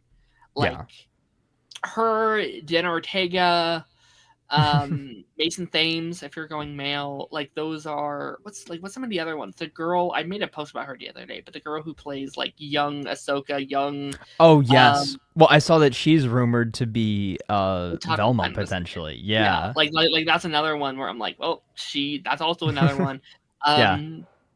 Great casting. I have no issues with this. I see it. She's actually already played the character in the Scoob animated movies that came out in the COVID era. Yeah. The one that actually released and the canceled one as well. She played Velma for like for Halloween a couple years back as well, and I'm like, looks like Velma, or like looks like Daphne. Like she fits the role. So I have no issues with this. I think it's a pretty. Actually, I have one issue with this, but we'll talk about that in a second. Okay. Well, no. So it's so funny. It's like I didn't necessarily really know too much about her. Like I knew that she'd been in a lot of things recently. I know that people had been hyping her up being in the newest Scream movie as well. And then the casting came out, and then I was like, oh, she did voice Daphne in the Scoob movies. Oh, the Scream connection, the fact that Sarah Michelle Gellar was in Scream, the fact that Matthew Lillard was in Scream, and then they were both in Scooby-Doo. Now she was in Scream and is in Scooby-Doo. I saw the cosplay of it, and I was like, oh, okay, this is actually kind of like a perfect casting right here. And yeah, I think I'm excited for this. I kept kind of forgetting that it existed. And then we got actually a lot of news this past week. Obviously, her casting, we kind of got the official confirmation that it's going to be called Scooby-Doo Origins. So I guess think of this as kind of like our live action spiritual successor to Scoob. It's like, yeah. Oh, and she was in the FNAF movie with Matthew Lillard as well. Yeah. Thank you, Harrison. Yeah. She's in a lot of things. And wasn't she was in something Marvel too, right? She was young Carol. Yeah. Okay. She played the young character, like the young version of almost every character for the last she Yeah. was booked in busy. She is one of the most Well, I mean, busiest she's young been actors of all around for a time. while. Like, A long time, yeah. I remember, like, I remember when I first heard, like, she was, like, a very little kid, right? Like, and she's kind of blown up now in popularity and everything. Let's just go through it. Let's just go through her catalog really quickly. Yeah. Because I do think, like, it's been so interesting seeing her. No, I mean, good for her. Like, she's had such a, like, I wish I was this busy. That's crazy. She is one of the most successful, just like, actors of our generation, and she's what's her age? 20. She's currently 19 years old. Jeez. So by the age of 19, she just let in Regretting You, which came out last year, Gifted with Chris Evans, 2 Ghostbusters movies, Young Sheldon, Scream 7, Five Nights at Freddy's 2. She's in the upcoming Hunger Games movie. She played in an Annabelle movie in 2019. A bunch of movies I haven't heard of here. The Handmaid's Tale, The Haunting of Hill House, Fuller House, Captain Marvel, Once Upon a Time, Ready Player One, Scoob, Paw Patrol movie, a lot of movies I'm not even mentioning here. Independence Day 2016, the Spirit animated movie, the Angry Birds movie, Batman Caped Crusader. I'm going down the list. Like, there's a bunch here I'm not even mentioning because they're like, original IP. So what you're saying is the next thing that she's going to pop up in is probably going to be a Star Wars thing. Could. Very good. Like, she, by the age of it, I feel like she's one of the more successful before 19-year-old things I've seen in a while, like in terms of like teen actor. Well, this is like child actors growing up to be like big name adult actors. Like, it's very, to make that transition is difficult. And she is, like, I'd argue she's probably one of the hottest like names for young people right now. Yeah, absolutely. So yeah, this casting is great. Let me transition here, though, because this is my only critique about this casting. Okay. It goes into one of the things that you talked about in terms of rumors. She is a very busy actress. She's in a lot of things. She's going to continue to book things. That's just how it goes. Mm-hmm. Netflix loves to do this. They love to cast major actors, big name actors. Shows. And I made a tweet about this. It did pretty well over on Twitter, but I was like, oh no, they're casting big people. It's going to take 7 years to get, a thing out. And like, I know she's not as big as like maybe like a Jenna Ortega or whatever, but like, it's like, how big of like, if it's just her, if she's the only one, then I could be like, okay, we can work around the schedule. We could probably get this out pretty quickly. But if all the actors are around her level of famous, we may struggle. Like the rumored one we talked about earlier, and I don't have her name right here, but like, she's also very booked and busy. She's very popular. Are the other two going to be as popular as well? Like, it might be hard to keep scheduling for new seasons of an ongoing TV show if they're cameoing and appearing and doing all these other movies and TV shows. So we'll see. Yeah. We shall see. But I'm excited, and I very much so. I wore my Southside Serpents, my Riverdale shirt, specifically for it, because I'm just imagining the Scooby-Doo series basically being Scooby-Doo Riverdale. And I think that would probably be the best way to go forward. I think this is probably going to be like a 6 to 10 episode season. I'm hoping like very high production value, high budget wise, obviously, because it's going to be Netflix, and my biggest hope is that they keep it somewhat grounded, but they're not afraid to go somewhat supernatural with it. Like, I think that a good mix of grounded with the hint of supernatural, like, I think like kind of brewing under the surface. Like, maybe the first season is very grounded, but like sprinkles of like, oh, maybe there are some actual like supernatural elements to it. Like, keep it like standard Scooby-Doo, like, oh, it looks like there's something supernatural, but oh, it's just the guy under the mask. But have like, oh, well, there really is. So I want it to be very much so like Mystery Incorporated in that regard. Sure. I think Mystery Incorporated still to this day is the best Scooby-Doo series. It only had I need to watch it. two seasons, I believe. Yeah. But I think that is one of the best modern takes on Scooby-Doo. That, and of course, obviously, what was it, Monster Island, where that was the first iteration of. Yeah, that was a movie. That was the first time that the monsters were real. Mm-hmm. Yeah. I think it'll be supernatural. I think in terms of like a longevity, it'd be hard to keep it not supernatural. Like I think for a show like this, I think season 1 though, I think would be a fun mix. Like maybe I think having the villain be human, a regular guy. Yeah. But maybe tapping into the supernatural realm. Like maybe it's a guy trying to like unleash monsters into the world or something. like that would be wait, hold on. Say that again? Monsters Unleashed? Scooby-Doo 2.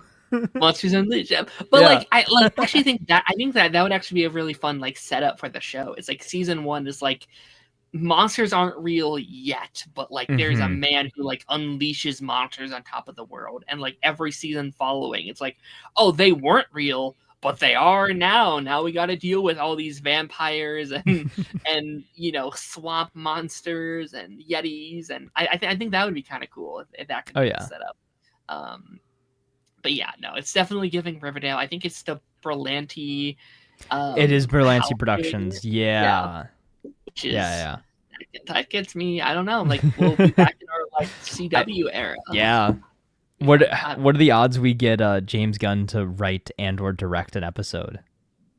That'd be fun. Does Matthew Lillard make a cameo in this? Oh, 100%. Yeah.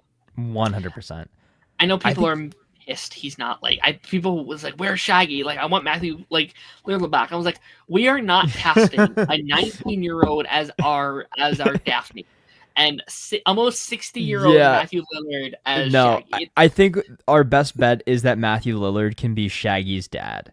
I think that would I'd be okay. Actually, you know what would be great? They bring the original cast back. So Matthew Lillard is Shaggy's dad. Sarah Michelle Gellar and Freddie Prinze Jr. are in there as well. You bring back what's her name? Linda Cardellini that played Velma. You bring back that whole original cast as the parents of the kids. I think that would be hilarious. My pitch before, I actually kind of like that better, but like my pitch before was like you either start or end the show with like the like classic stuck to a chair, hands behind their back with the like, let's see who this is, and it's like Matthew Lillard like doing the bit like he was like not the main villain of a season, but just like a random like a random one-off villain. Yeah, where it's like Matthew Lillard. Yeah. you kind of look like you kind of look like that guy from Scream. Like you can have Shaggy's character be like, you kind of look like my dad, huh? That's weird, or something like, I don't know. I think that'd be cool. Well, zoinks, dude, you kind of look like my dad. That'd be fun. This is like we're 100% covering the show when this comes out. This is like 100. Like we must. I wonder when we're thinking about. Like I know they're filming this year, so we could.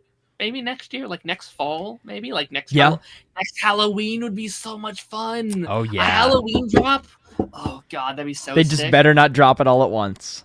They just better not drop it all at once. I mean, what's better, them dropping it all at once or doing a part 1, part 2? Yeah. Oh, I guess you're right. It's Netflix. They're never going to do Netflix, weekly. Yeah. I almost rather you just like I don't know. Like I almost rather the binge than like part 1, part 2. Yeah, that's true. That's true. Yeah, I don't know what I was thinking. They're never going to give us weekly on that. Oh, that'd be sick though. Weekly like Scooby Doo. That'd be great. I'd love it. Okay, we're gonna be moving into our final show. I do need to mention it. I was going to mention it in our what we watched this week, but I forgot, and I have to mention it because it's literally the title of the episode. You can always change it. I could change it all afterwards. Scooby-Doo clickbait. Matthew Lillard in the Scooby-Doo series confirmed? Exclamation point. Yeah. Knights of the Seven Kingdoms wrapped this week. Wrapped last night actually. It's very fresh. That's the newest Game of Thrones series. I won't talk about it too much. Again, I'm not a Game of Thrones guy, so I don't even think I'm qualified to fully talk about the show, but I loved this show. I liked this show so much more than I thought I'd like this show. I like Game of Thrones. I like, I binged it all to get caught up with House of the Dragon, and I don't really like House of the Dragon that much. So going to this one, I was like, another Game of Thrones show. I don't know. We'll see. But it's very coming of age. It's very, in a weird way, Mandalorian and Grogu and like Last of Us coded, where it's like traveling warrior, or like kind of like Grumpy Man or whatever. Not really Grumpy Man because it's kind of a younger man, but like traveling, or like, having a companion that's like a young child or a young boy, and like their banter or whatever. It's that same like genre of project, I guess I should say. It's very wholesome. It's very good. The fight scenes are incredible. It feels real. It feels natural. It feels very organic. And I think because this was my first like kind of weekly Game of Thrones thing I watched from start to back, I think it is one of my favorite Game of Thrones projects. Just because like I didn't have that experience with the original Game of Thrones. I didn't, like you hear all those stories about like people going to bars and like watching it live as the show was going out, and like how much of a like phenomenon Game of Thrones was, and how much of a massive thing it was when it was starting. But I loved season 1. I think it ends very well. I was kind of nervous how I was going to wrap it up, because like episodes 5, last week's episode, was they ended kind of the main conflict of the season. Like the battle was won and things are sort of okay, and he's in a safe spot. And I was like, okay, this is more of like an epilogue of the season, and just kind of like setting up where season 2 will go. And it has been picked up for season 2, so that's very exciting. But I won't talk about it too much. Taz, you didn't watch it, right? No, I haven't. But this was a short season, right? From what you were saying, it was 6 episodes. Okay. They were all around the 30-minute mark. Okay, yeah, that's what it was. It was 6 episodes, but it was short episodes. 30 minutes, which typically would piss me off, but there's no episode where I'm like, that should have been shorter, or that should have been, whatever. I was like, no, it feel like I there's no points in the season I'm like, they should have had more time to that. It's like, nope, it's the perfect runtime. Okay. They're also based on short books, from what I understand too. Like the chapters of the books are pretty short, from what I've heard. So sometimes it just fits. Like, sometimes we don't need 20 episodes a season. Like sometimes a project's better formatted to be shorter, and I think this is one of those rare occasions. In some ways, this probably could have been I'm glad it's not a movie, actually, because I think the charm is that you kind of get to like just chill with these characters sometimes, and I think you'd lose that in a movie. But yeah, great show. I think it's my number out of the 4 shows I've watched this year so far. I think this might be my number 1. I think it might just be. It's that and better Wonder than Man. the. Oh, I was gonna say better than the one that we're just about to talk about. Well, I mean, I haven't finished that one yet. Okay. Like I haven't finished this year's season. So like out of out of the ones that you have finished currently. Okay. Okay. Knights of Seven Kingdoms, Wonder Man, Fallout, and Percy Jackson. Those are the 4 I have on my serialized right now. Okay. This is my number 1, just slightly over Wonder Man. Like both are like right here for me. And honestly, I could see Wonder Man maybe going above it at some point. But right now, I have Knights of the Seven Kingdom at my number 1. Okay. How many have you watched so far? Would it just be the 2? So would it be Wonder Man and Fallout? Wonder Man, Fallout, I guess Ted, but the previous season of Ted. Sure, yeah. You can add that in a couple weeks here. Yeah. And what? So you've got basically like a letterbox for shows, right? Yes. Okay. Yes. It's, okay. Yeah. It's serialized. Okay. Yeah. You got to remind me. I should get on that. It's very fun. It's very nice. Actually, I think it's more useful for like TV, just because I like being able to be like, wait, what was the last episode I watched? Oh, it's this one. Okay. Or like looking up. Yeah. So it's great. Nice. Okay. I hope the 5-minute combo I had on that, maybe less, justify the entire of the episode. Yeah. But good stuff. Let me. Yeah. Let's read this. Start to finish, I might have my favorite single season of any Game of Thrones, aside of other would-be Red Wedding season of. I I would have to rewatch those first 4 Game of Thrones season, but it's among those. Okay, Taz, chill with the chat for like 30 seconds. I'll be right back. Okay. Maybe read some of the there's some Scooby Doo stuff up there if you wanna tackle Okay. that. Just Let's see.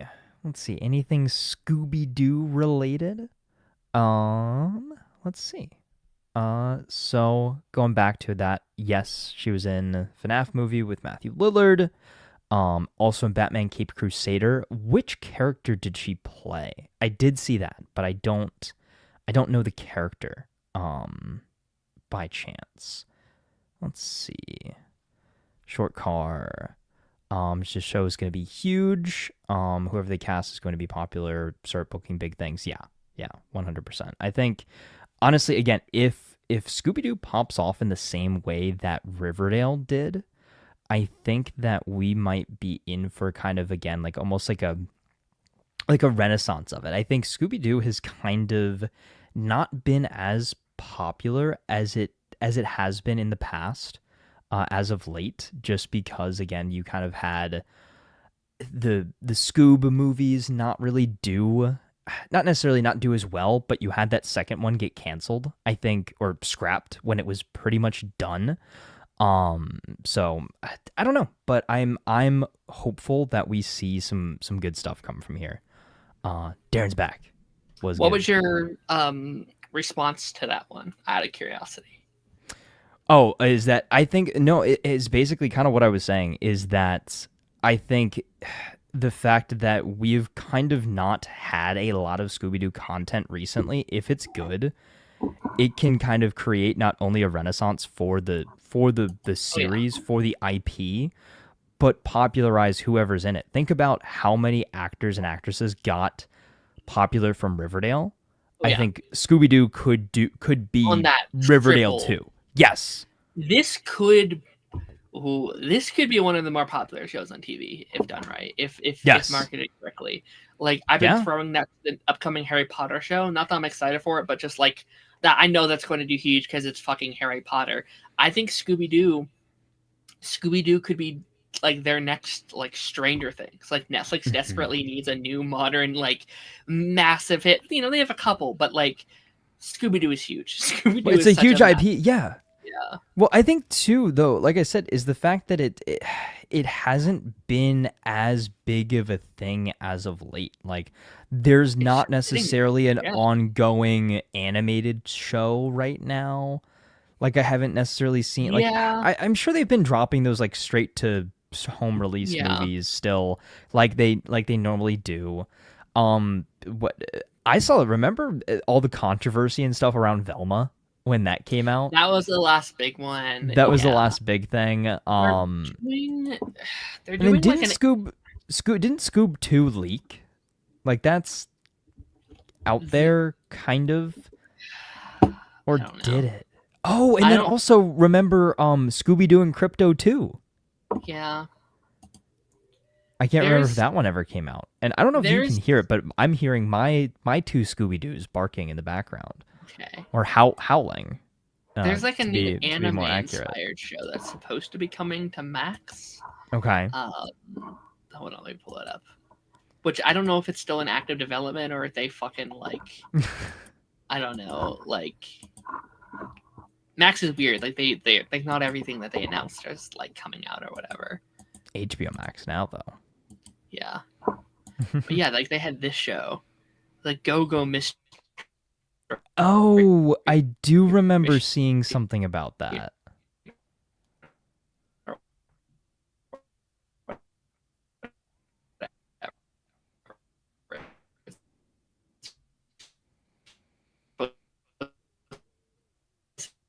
To be this like, and I don't think it's anime, but it's like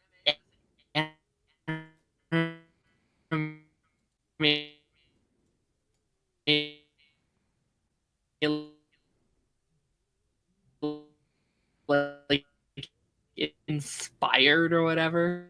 Okay. Oh, Darren dropped out. I don't know what happened there.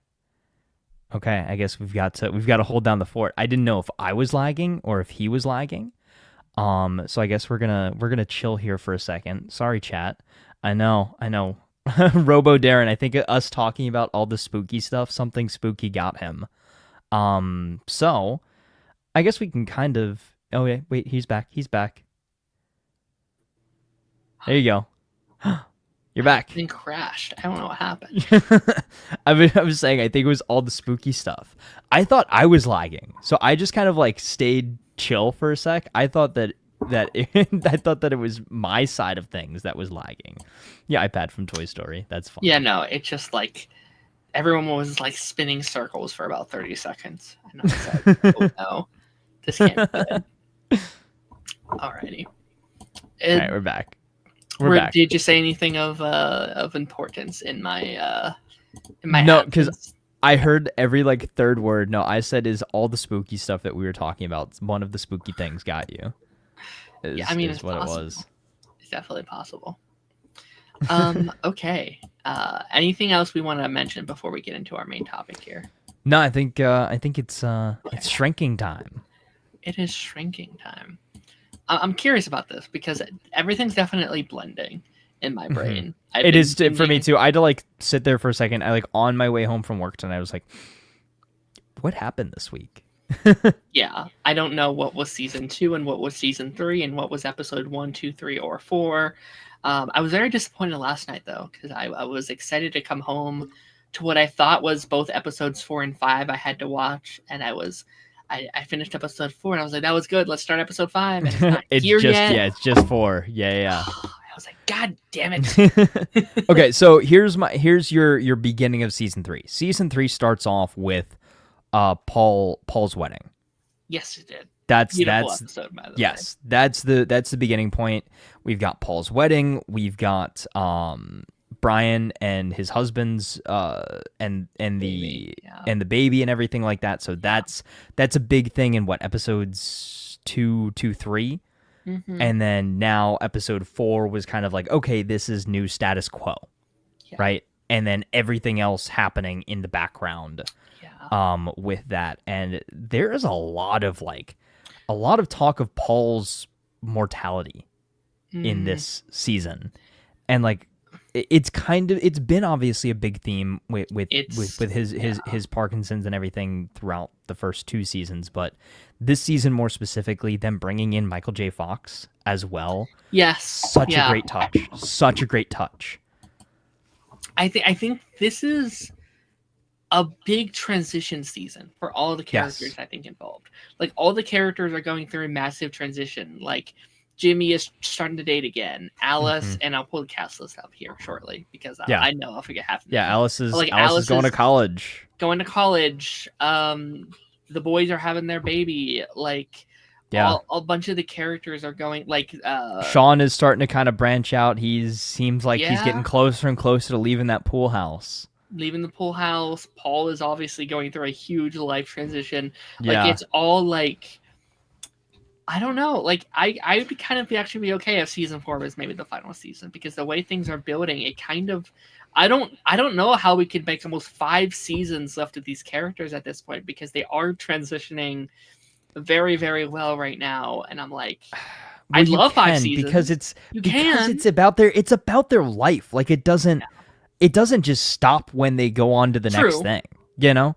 And then you have Paul. Paul is my biggest like. Okay, what are we gonna do with Paul? Yeah, that's my big. There is a time limit in terms of that character. Yes and no. Again, I think that with Paul, you don't have to. You don't. This is not that kind of show to like. Oh, we're gonna end the show with. No. Yeah, as I think that he is in a spot where he's going to like, and even I know we're kind of jumping ahead, but this episode, right? He admits like, okay, I think it's time for me to retire, right? He's like, I'm not doing it right now. Like I've got to notify my patients. I've got to get my I've got to get my affairs in order. Yes, I got to finish out this season, and then we're gonna figure it out. I think about it this way, right? Paul is gonna be winding down this season. Next season will be, what the heck do I do? I'm so bored in retirement. Like, what do I do? And then maybe if we go into season 5, then that'll be like, okay, Paul finding his retirement purpose, but also giving himself time to relax or something like that, right? I'd be curious to watch retired Paul. Like at first I was Yes. like, no, obviously we're not going to do that. But I was like, well, 100% we're gonna see retired. everything Paul. like everything is so unethical anyway. Like I guess we could, like he treats everyone outside of the therapy office anyway. It would be like he never even left. Like he just like I think here's what he's gonna do. Anyway. I think he's gonna get like I can just see it now is like he takes on like a bunch of virtual clients or something like that. Like he's not going into the office, but he's like still trying to work. And then Jimmy's like, Paul, stop working. Like what are you doing? Yeah, he just finds people. Like he just like goes to the park and he just like finds a new project. Yeah. No, I think that would be that would be interesting. I will say, like, one of my big takeaways from this season, I don't know if you agree or not, this season is leaning very heavily, and it's obviously been a comedy show. It's always been a comedy show. It's always been funny. But they're leaning a lot harder into the comedy this season. There is definitely, I think, a slight transition happening, which is not a negative. Like, I think typically it'd be a negative. It's not a negative, at least not yet. Like, they have not crossed any lines where I'm like, oh, it's too goofy. Nothing like that. But they are definitely leaning a lot heavily into that. There's a lot more joke-focused scenes. There are a couple scenes that sometimes feel like parody or like something you'd see on like Saturday Night Live. Like when... The scene that really stood out, I was like, "Oh wow, this is a lot funnier this season, or a lot more comedy based." Is when he's on the date, and like that feels like a bit you would see on like Saturday Night Live. Oh, it's like, it's like your date you just met is more sad about your wife's death than you are. That is a bit like that is something you would go and see at like an improv show in like a whatever. Like that's a prompt that you would see in like a comedy show. It's like you're cheating on your dead wife. Like, and again, bro, come on. It's not bad yet, but like that, like that one scene, it like almost crossed the line for. It was like on the edge of like almost too much, like almost sitcom, because this is not a sitcom, right? It's a comedy. It's not a sitcom. It's what was it? I saw it labeled as something. What is it? It's like a dramedy, right? Like it's a dramedy. Yeah. It's a dramedy. That's what it is. It almost tiptoed over the line for me, where I was like, I was like, okay, no, it was just there, and we see a lot of shows kind of struggle with this. We saw, I mean, this is a bad example because they're totally different kind of shows, but like Legend of Tomorrow, I kind of had that issues where it's like, yes, it was a comedy in season 3 especially, but they went too far. And they just got too goofy. It went too far. And I don't think they're doing that. I don't necessarily think they're in danger of doing that, but I do see the concern, the caution there. Yeah, they are fine right now, but I do want to kind of put it out there, just being like, okay, just kind of watch yourself, make sure you don't go too far in.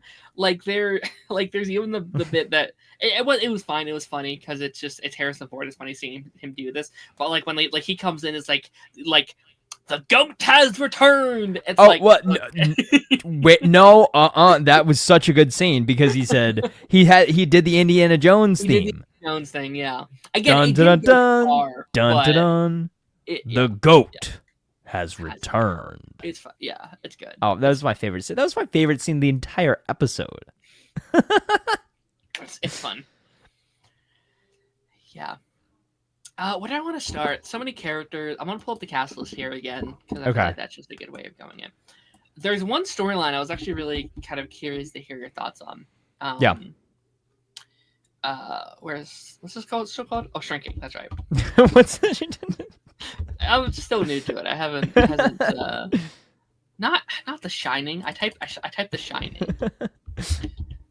Darren, did a bolt of lightning hit your computer and that's why you got kicked off the stream for a second? Maybe. Okay, the one storyline I was really curious to talk to you about. Okay. Is the Liz and Trevor storyline, because I thought this was I'm sorry, Liz and Derek storyline. I was like, who's Trevor?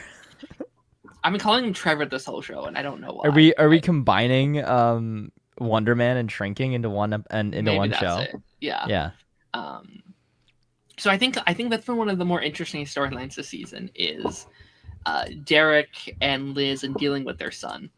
Yeah.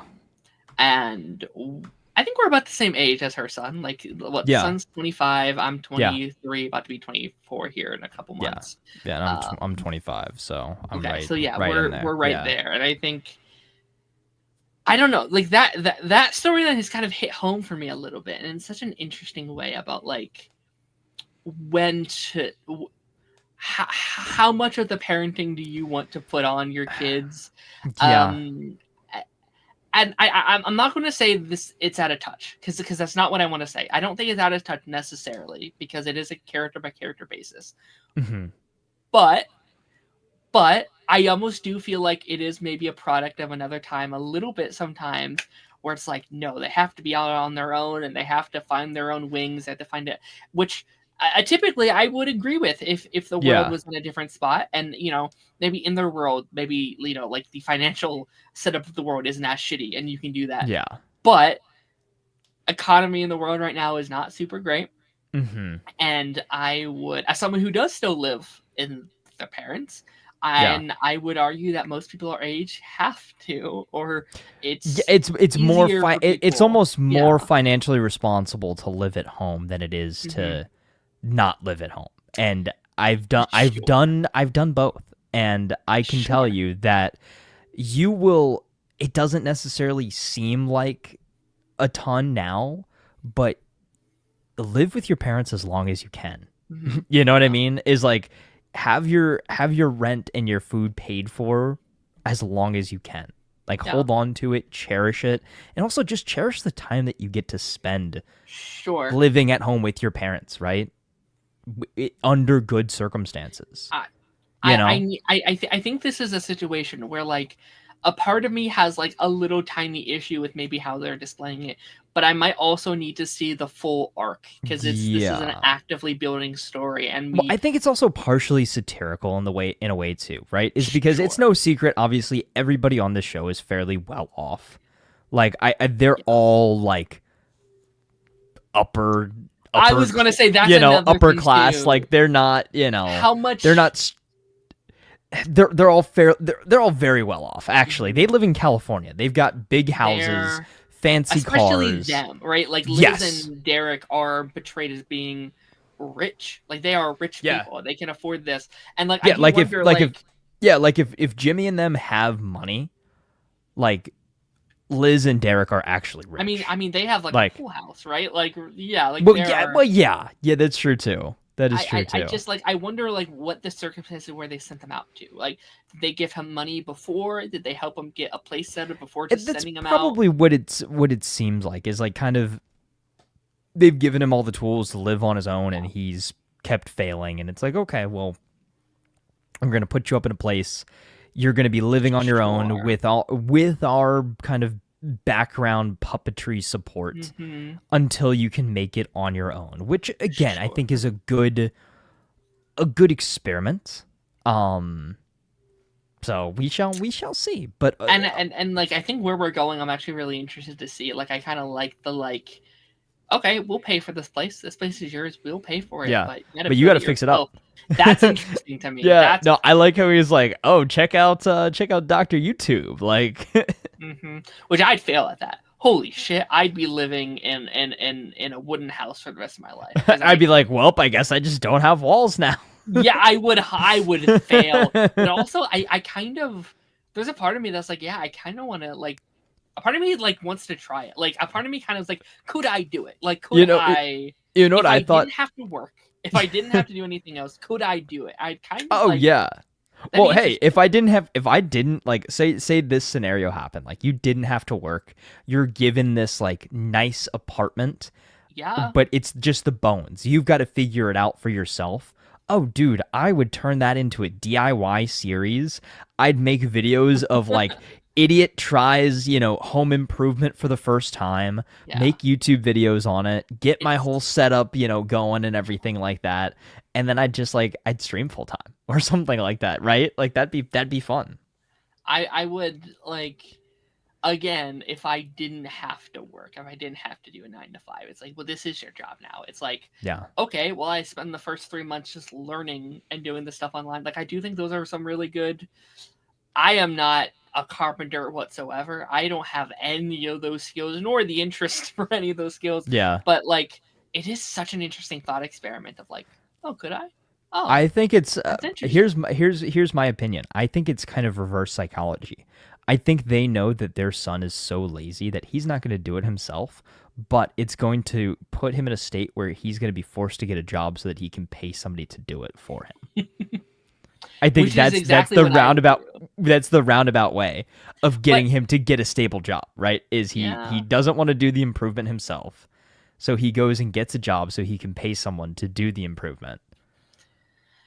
Yeah, but like, aren't they giving him money now? Like, I guess they're just like giving him food. They're paying for his living expenses. Okay.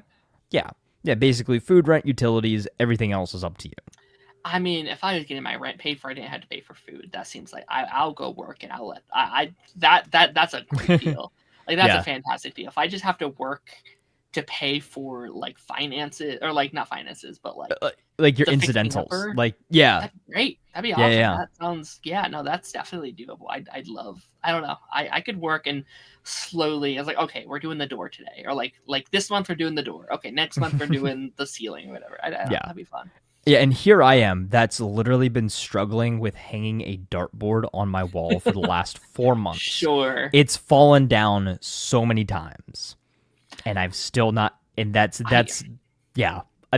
where I'm at as far as that goes. I've had this chair sitting. I got this chair for Christmas. Yeah. And I just put it. I just and not even by myself. I had people come over help me. Where it's like, I don't know how to do this. Yeah. Like, it took almost 3 months to get a chair put up. Like, I would struggle with that. But also, that's all I'm doing. Then maybe I could, whatever. Yeah.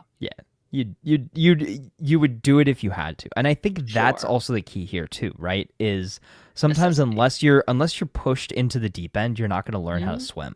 Mm-hmm. I know for me personally, as far as like work related, life related, that sort of thing, is just being pushed into a new scenario, you figure it out. Like when I moved into my house with my roommates, like I didn't know how to pay rent. I didn't know how to sign up for utilities. I didn't know how any of that worked, but I had to figure it out. I had to make those phone calls. I had to set the internet up. I had to set the electricity and the gas and all that and figure it out. And now it's easy. Now it's just like, but you figure it out because you have to, Yeah. Yeah, no, it's definitely an interesting storyline, and one that I'm like, I do think there is a little privilege attached to it that I think is interesting, and I'm curious. Yes, but it's on purpose though. I think I think it's very, very much so on purpose and satirical in that regard. Mm-hmm. But no, fun storyline. I'm curious. Outside the fact where at the end of the episode where she said that she was ashamed and embarrassed about him being her son, which was that one, and that's where we end, right? Yeah. I was like, oh, that's rough. That is rough. I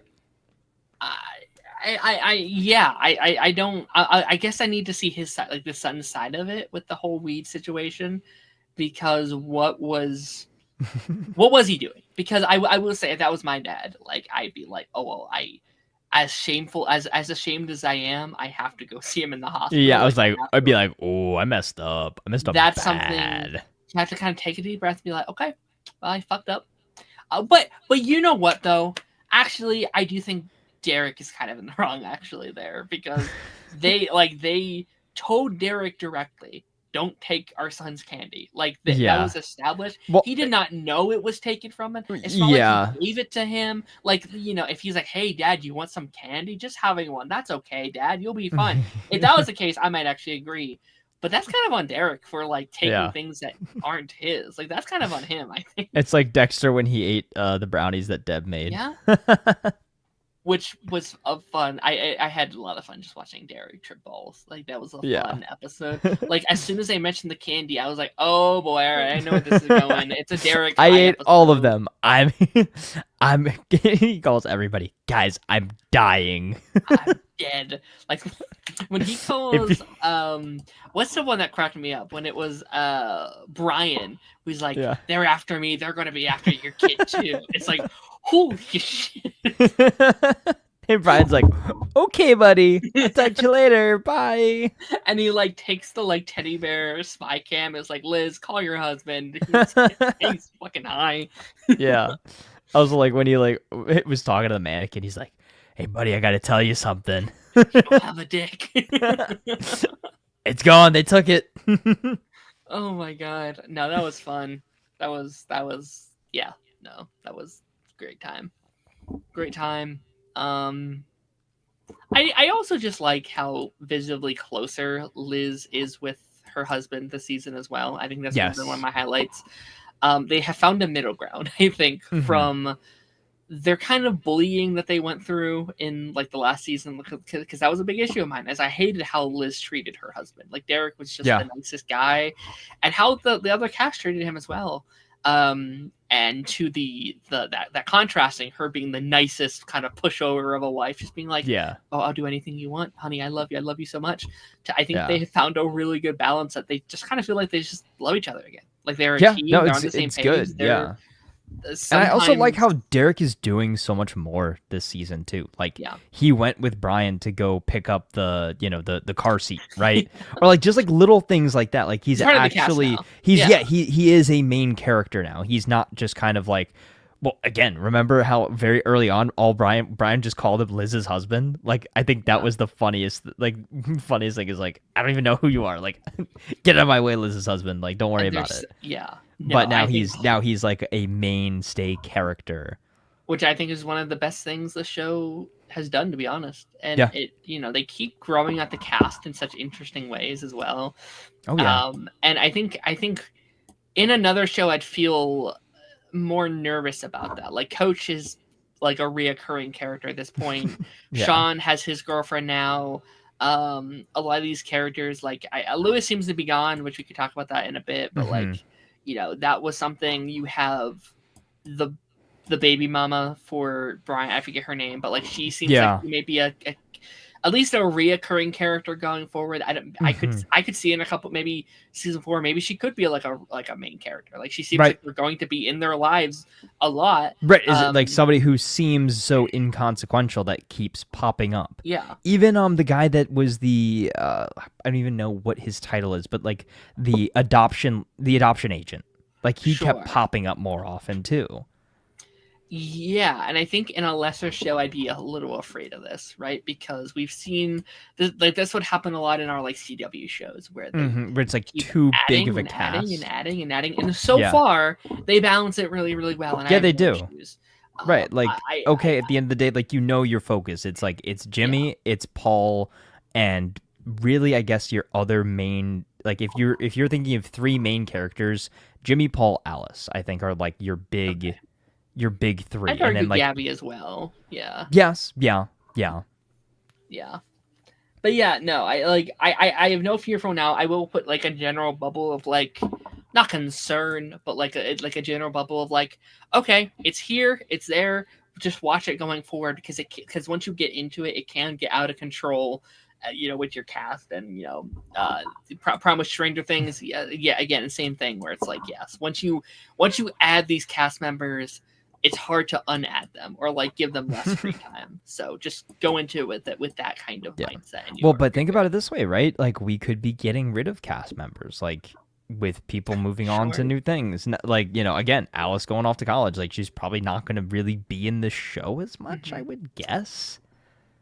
Right? Yeah. Maybe? Would we? Okay. Genuine question here. And I think I know the answer. I think I know both of our answer. Is there a world where we'd watch the show without Harrison Ford? Yeah, 100%. Yeah. So like, so if his arc ended in season 4, and they had him go off and live with his mom, would would we still be interested in the show going forward and as a rotating cast? I have learned to care for these characters so much that I do care about the story. I do too. And the characters, that outweighs my initial, like, I'm only watching the show for Harrison Ford, right? Okay. Is like that, but that wasn't even my initial draw for the show entirely. Is like I was shown the show as like, oh, hey, this is a funny show. I think you'd enjoy it. And I was like, oh, surprised Harrison Ford is in it. Sure. Right, and that was just an element that kept me coming back to the show. So yeah, I would still watch it. Would it be would a portion of it feel like it's missing? Yeah, for sure. Yeah. Again, I said this last week. I think he is certainly the beating heart of the show in a lot of ways. So it will feel different, but I think it goes with the theme of the show too, is like moving on and progress. And yeah, exactly, is the world keeps spinning, life moves on no matter what goes on. Yeah, I think I'd go into it with a level of pessimism. Like, I'm not saying no, but also I'm like, okay, tread carefully. You know what I mean? And especially if this is Harrison Ford's last project, there's part of me that like, I kind of maybe like if it ends with him, right? Like I would kind of maybe, I don't know. I would have to be convinced, I think. Yeah. I think I would go into it like, okay, I'll watch it. We'll see. I'm curious how to do it. Like, I won't talk about it too much because I don't know if you'll ever get into it, but like Ted Lasso is kind of in a similar situation where like they ended their main storyline, they wrapped it up, they technically ended, and now it's coming back. And like I kind of go into that. I'm very excited. It's probably my top like 5 most anticipated of the year, but also like I have this like, just be careful. Just like tread carefully, because I don't want you to like mess up something that I think is gorgeous. Like we've seen this before, and like when you take off cast members and then the show keeps going, sometimes that magic can go away. Sometimes that, and I will be curious, and I assume that they might have to do this in season 4. Who takes Paul's place, right? I assume that they might have to hire. Because this is Paul's business, right? Like Paul started this. Has that been established? Yes, yeah. This is his practice. Okay. So yes, I guess the 2 options are, well, 3 options. Jimmy takes over as the head therapist. Well, 4 options. Jimmy takes over as head therapist. Gabby takes over as head therapist. Somebody new entirely comes in, or Paul has to shut the practice down entirely, and then they need to find a new practice or go, I guess, independent, or or Gabby goes and teaches full time or something like that. Sure. I think Gabby would be my choice if I could. Like if I was Paul, I think I love Jimmy, but I do not think I would Ed. Yeah, and I think that would be a great conflict as well, and I could certainly see the show doing is like Paul like, yep, I'm retiring. I've selected my my successor, and then Jimmy freaks out that it's not him. That's 100% a plot line. Oh, like I feel like that might be like that could be a cliffhanger for the end of this. Yeah, that could be a cliffhanger at the end of the season. Is like oh, Paul's retirement party. Okay, we're gonna announce who he's gonna announce who he wants to run the business for him, basically. And it's obviously Gabby is the no-brainer. Like she is the more put together of the 2 of them. I think she is more I wouldn't want to say more qualified, but more suited for the role than Jimmy. Professionally speaking. You want someone that can hold like the moral ground of what a therapist is. Like Jimmy is great, but he is not the like. Yeah. Do you want Jimmy representing your brand and your company, or do you want Gabby representing it? Right. Right. It's like for the Justice League, Superman should be the face because that's what a superhero should be. But you also want Batman on your team because he's willing to go the extra mile. Yes. Yeah. That's a really good comparison. Yeah. I agree with that. And I am kind of really excited for when we have to hire someone on. I think there's a lot of story potential there we could go down of just like, okay, either they're like really good and they have a new dynamic, or like maybe there's an idea where like maybe they're a bad therapist, like maybe they're not good, and we had to like deal with the consequences of hiring, like maybe we can't hire, like maybe we can't fire him yet because of like contract issues, and there's someone that's like actively not good. Like, what if it's someone? This is interesting. Like, what if Jimmy hires someone that's kind of like him, that like Jimmy's the rules a little bit and does things, but he goes too far. Like he's like a reverse Flash of Jimmy of what he is, and it's like, evil. Oh, I made a mistake. Evil Jimmy. And like they can't fire him because there's like contracts in place and they need proof of what he's doing, and like that's the season arc or whatever. And then we have to fire him by the end, or so. I don't know. Yeah, like Paul has to come back and like kick. I don't know. So you do actually bring up something that made me think of a plot line from this week is the whole plot with Gabby's class and her bringing Jimmy in as the speaker, basically setting him up. And it's interesting seeing their kind of friendship on shaky grounds a little bit. Is like she kind of sets him up and throws his jimmying technique under the bus. However, obviously you've got his client that's in there that kind of vouches for him and everything like that. Mm-hmm. Which again, I think continues.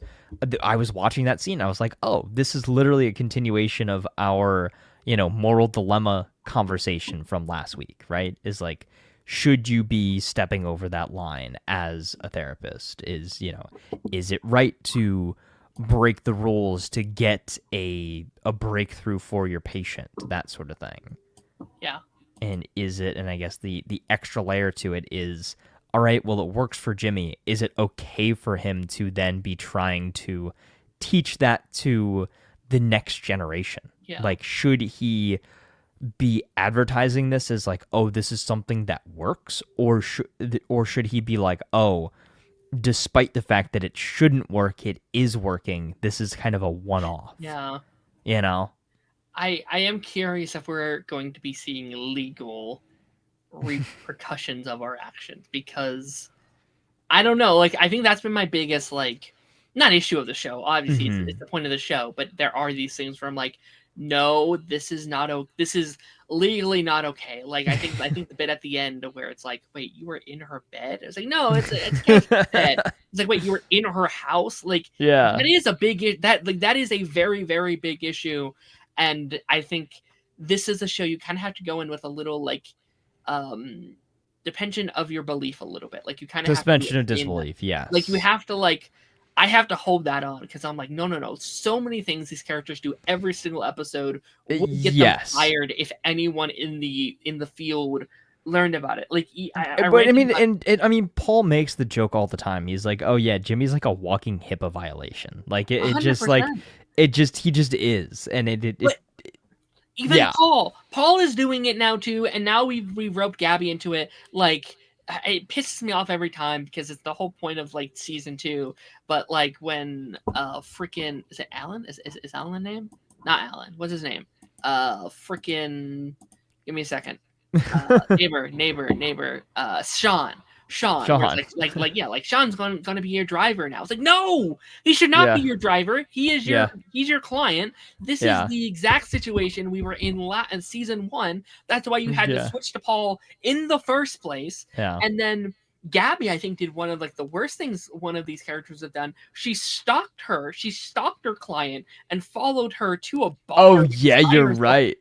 Terrible thing to do. She could be arrested on the spot. Like, that is it's like, oh, I know you told me this thing in confidence during our session of like, this is where I'm gonna be. I did some digging and figured it out, and now I'm here because I would like to take our work outside of the office. Genuinely, like it. I love it because there are these characters. Yes, it's fun. Yeah, it's fun. It's like, great entertainment, great television. But like on the ethical, in a real world context, it's like, okay. If my therapist did that to me, if she followed me and showed up at a place I was at, I'd call the police. I would be calling. I'd be like, okay, Joe Goldberg, Dexter Morgan, like, what are we doing here, buddy? Like, this is a little weird. Yeah. I don't know, like that's the thing. That'd be kind of a fun season to have like a maybe like a court season or like a court season or something. And realistically, he shouldn't get out of it, but I also doubt it. I just think it's interesting that they address it to this extreme. Like, characters are addressing hey, this is wrong. Hey, people heard that you were in your client's bed and you're still getting work. I do think my brain, like, alarm bells go off, like, wait, this shouldn't work. Why does this work? Why isn't he on trial right now? Kind of, you know what I mean? So I'm curious how far they're going to take that storyline, because that was last week's episode, right? We haven't seen the repercussions of that yet. No, not yet. Okay. Yeah, this was all in episode 4 this week. Okay. Yeah, or I guess last week. And new episode Wednesday. tomorrow. Yeah, so tomorrow night at like I haven't figured out the time that these episodes drop yet. When do Apple season shows drop? Is it midnight or is it a 9 p.m. release? I don't know. I don't really typically. What's the last episode? I mean, I think Severance I watched. It's been a while since I've watched a weekly like Apple TV show. Usually I'm always late. I'm not watching it like as they drop or whatever. I'm like a couple days late to any Apple TV show I watch.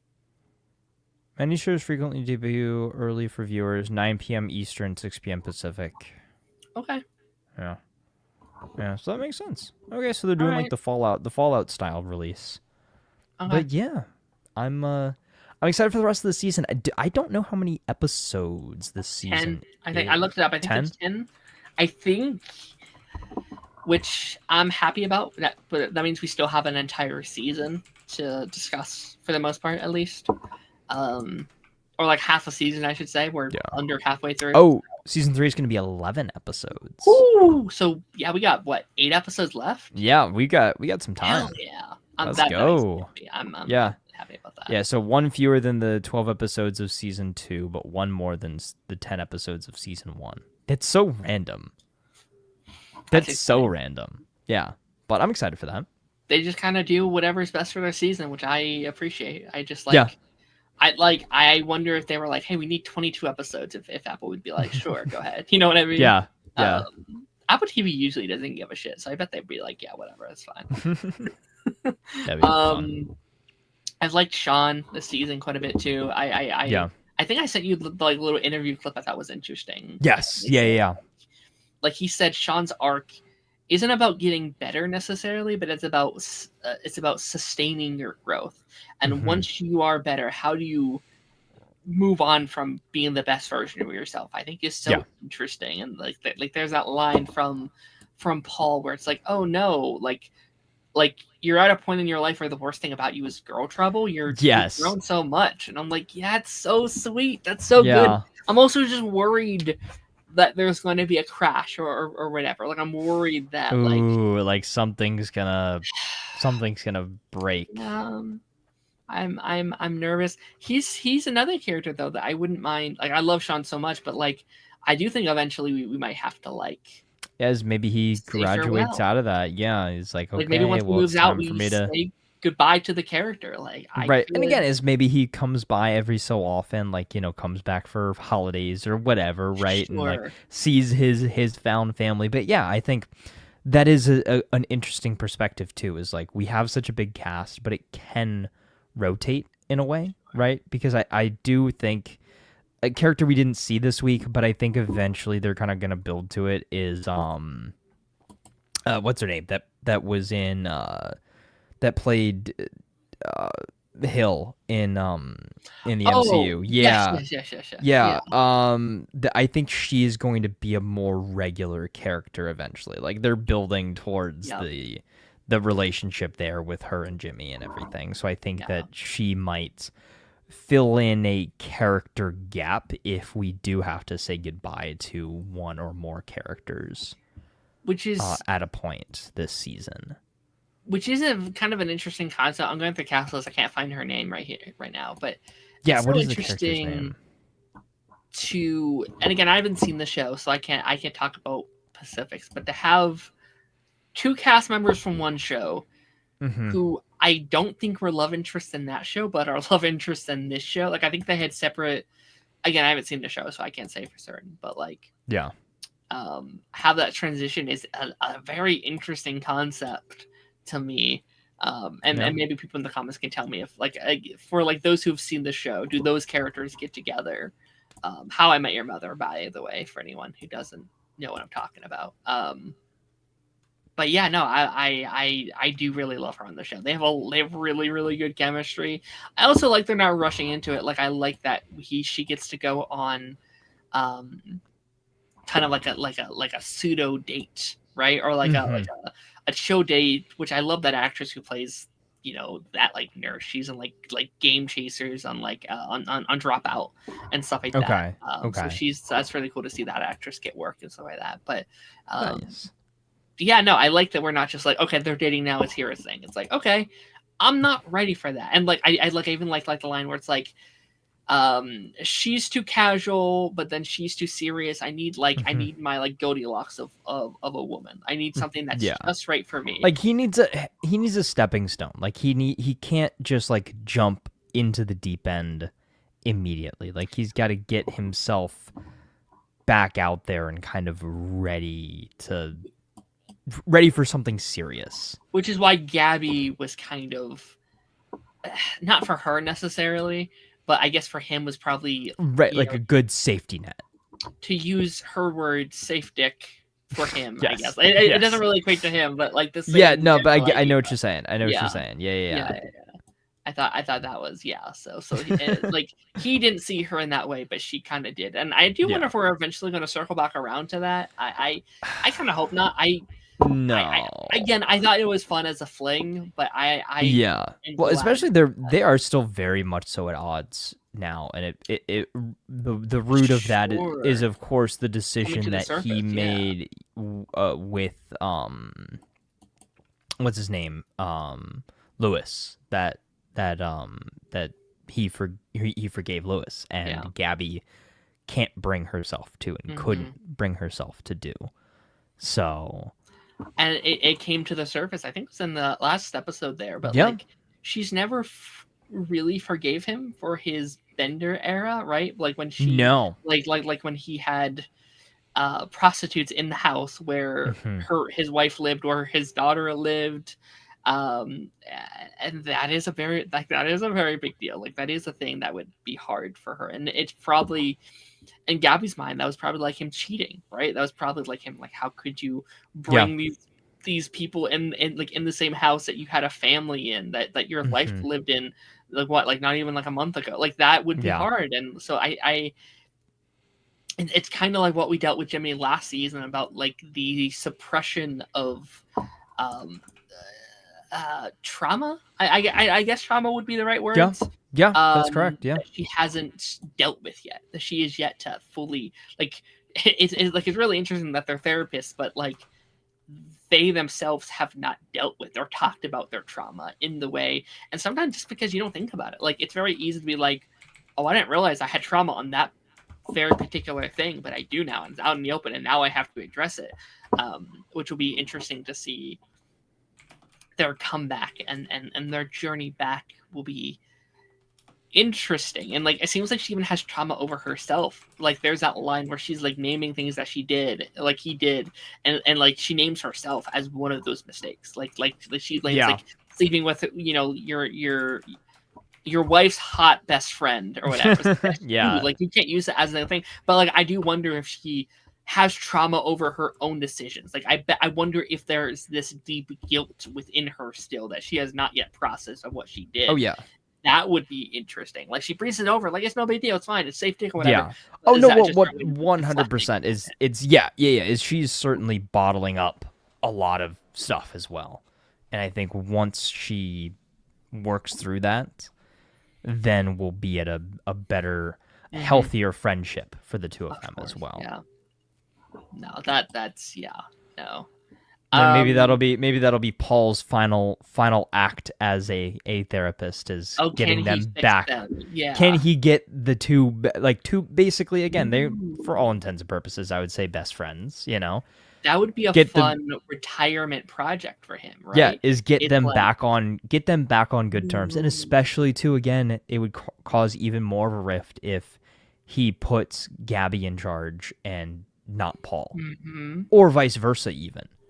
I'm seeing the like season 4 be created as we speak. Of like, okay, he steps down, she's in charge. There's a rift, but his presence in the season is fixing those two as his one final project.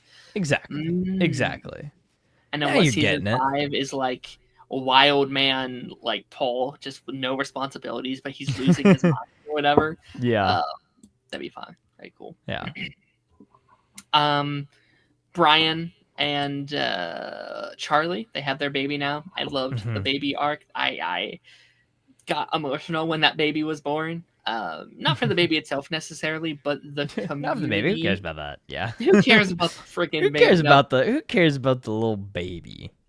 Yeah, there's definitely the element of the baby for sure, but the community the baby has, I think, is what choked me up. Is like when they're looking around the room and all their closest friends and family are there, and when it actually really got me when they hand Paul the baby, and Paul is looking at towards the end of his life, and he gets to see like the beginning of a life, and it all comes like there's something about that really got me. Where it's like, oh man, this is really touching, and Paul's school journey is obviously really touching, but I don't know, like that kind of hit me hard. It's all full circle there. It's a full circle moment for Paul. I thought that was beautiful, and really well done. Also, shout out to the Liz and Paul scene. I don't remember which episode it was, but like when they she gives him the rock. Yes, I think that was that was the most recent episode. I believe. That the most recent. Yeah. But, I love you. It's like you don't have to say it. I was like, I love you too. I was like, really? Okay. We nobody and no one's gonna believe you that I said it, so don't go around telling them. I kind of wish they waited actually. Like I almost think it's a little soon for me because I kind of wish we got to see them bond. It did kind of come out of nowhere, but it was also very fitting as well. Part of me kind of wishes it was like a final episode thing to just show the journey and finally be like, oh, you love me, and he's the last person to get a rock. Has everyone got a rock? Like who's left that doesn't have a rock? I feel like we're missing some people that maybe should have got it before Paul. No, I think everybody's got one. Brian's got one too now, right? Does Brian have one? I think, or maybe he might be the last. I don't know, which is crazy if he doesn't, because yeah, because I know. Jimmy got his.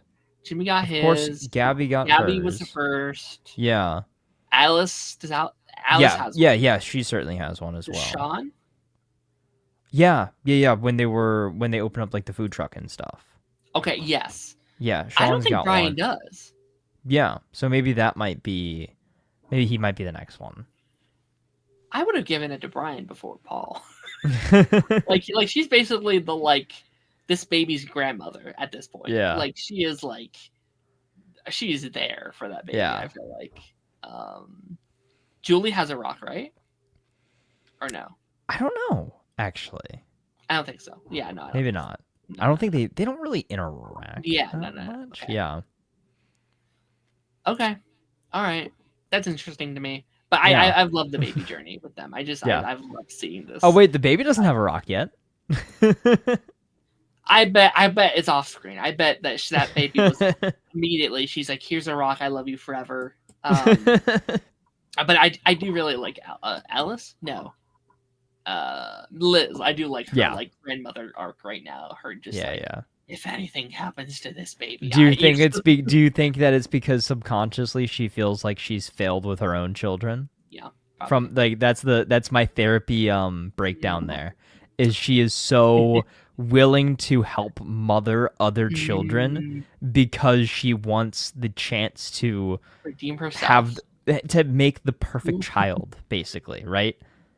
Yeah, I do think we're going to have to address this at some point. Not now. Yeah. But in the future, I definitely think there's going to be you are very similar to what we did with Alice, right? She was too attached to Alice, right? Yes. She attached too hard, and I think what Brian mentioned early on, where it's like we got to be careful, or people are going to think like this baby's going to think that's her mother. And I know that was a joke, but that's I think a genuine concern you might have to deal with is if she is around more than they are, and that happens a lot with nannies and stuff, or aunts or grandparents. It's sometimes you are closer to a nanny than you are with your actual parents, and so that's something I think we'll have to address eventually. Not now. 100%. I think half the season they're chill. but maybe Yeah. season 4, it's like, let's deal with this. Like maybe step back a little bit and focus on yourself a bit more. Yeah. All right. Anything else that you would like to bring up? I know it's hard to like condense everything down. Yeah. No, I think we actually did a really good job of kind of touching on everything. And again, I'm sure that more will pop up as the season continues to progress as well. And again, it's nice to see that we've got so much of the season left, and also the fact too that so so much has happened already. We've got so much of the season left, and then now we can really just focus one episode at a time as well. I'm excited to do the full experience now. It's like, okay, now we can do the weekly talking points. You mentioned it briefly. I really liked the wedding episode. I thought like that premiere episode was really, really really beautiful. Which that was the first episode of the entire series that I saw. The wedding episode. Yes. That was the first episode. No, it's not. Bad. No, that is the first episode of the entire show that I saw. Because again, like I said, I was watching it with my friends as they were watching it. That episode, they were all caught up, and then they're like, "Oh yeah, let's go back and get you caught up." And the rest is history. I like that episode a lot. I liked. Obviously, it's like a classic story. It's been done before, but I like the marriage. It doesn't matter. Like who cares? Like it, like this just doesn't matter. And what's her name? I always forget her name. Julie. Yes. Like she agreed with it. She's like, yeah, it's whatever. But when he said it doesn't matter, he's like, but it should matter a little bit at least. Like, like we're getting married. It should matter. Like you shouldn't care this little. And like even if it is just like at the courthouse, even if it's not a real wedding, you should at least care a little bit about this. So we are getting married. Right. And so I thought that was gorgeous, and I liked seeing his daughter come by and get to see him happy and expand on her life or whatever, or his life, I should say. I thought that was. I like the line a lot where like Jimmy like pitches it and he turns around slowly. It's like, did you just propose for my girlfriend for me? And it's like, oh, I guess I kind of did. Didn't I? Jimmy's like, whoops, maybe I might have jimmied a little too hard there. Might have jimmied a little too much on that one. Sorry about that, boss. that was so good. But honestly, he was kind of here for it. It's like, well, less I have to do, I guess. I don't have to deal with it now. Which I think he would have struggled with the proposing. I think he would have been like, we'll just do the paperwork and do it the old-fashioned way. But this is like, okay, yeah, I guess that technically makes things easier. Like instead of doing all this other stuff. So, that brings us to the end. I think that pretty much does it. Yeah. That brings us to the end here. Taz, anything you want to shout out from before we wrap things up here? No, I mean just youtube.com/ToxicTaz. You know the drill. Shorts, clips, videos, everything in between. Maybe I'll try to do something for Requiem in the next couple weeks. We'll see how everything goes. Maybe I'll test out a actual piece of gaming content from the gaming rig. So we'll see about that. I'm excited. So yeah, keep your eyes peeled for that. Nice. Yeah, go check that out. Go check out his channel. We put up the Fallout compilation the other day, so go check that out if you missed those Fallout reactions. You want to have it all in one place. Yes. It's up there, about 5 hours worth of Fallout stuff. So go check that out. Pipeline this Thursday. This week we wrapped up our not multiverse, the Infinity Saga with our MCU retrospective series. We talked Avengers Endgame and Far From Home with our buddy Ian. Great episode, fantastic episode, fun stuff. Next week, same vibe. I think. Let me look at the list. I think we're going to attempt Black Mirror again. We didn't get to it this week. Like you said, you didn't have much time for it. Like frankly, I also didn't have much time to watch it either. So I was just like, let's just do it next week. It's fine. Next week should be Shrinking episode 3. So season 1 episode 3. I'm sorry, not Shrinking. Black Mirror episode 3 of season 1, and then what is it? It's Shrinking episode 5 would be next week, and then any other news tidbits you guys want us to cover, we'll tackle some stuff. Yeah, I know next week's another busy week for me, so I'm not sure how much I'll get to as far as Black Mirror and stuff goes, but I know I'll do Shrinking, and then I might not be able to stick around quite as long next week, but we'll cross that bridge when we'll talk about it once we we'll talk about it. Yeah. But then after next week, then I'm back on normal schedule. Just those last couple weeks. Because the following week. So like this week's chill. The following week's Ted season 2. Yeah. So that's gonna be really fun. It is. That's gonna be great. All right, guys. Yeah. Great episode. See you guys next week, and I will catch y'all on the flip side.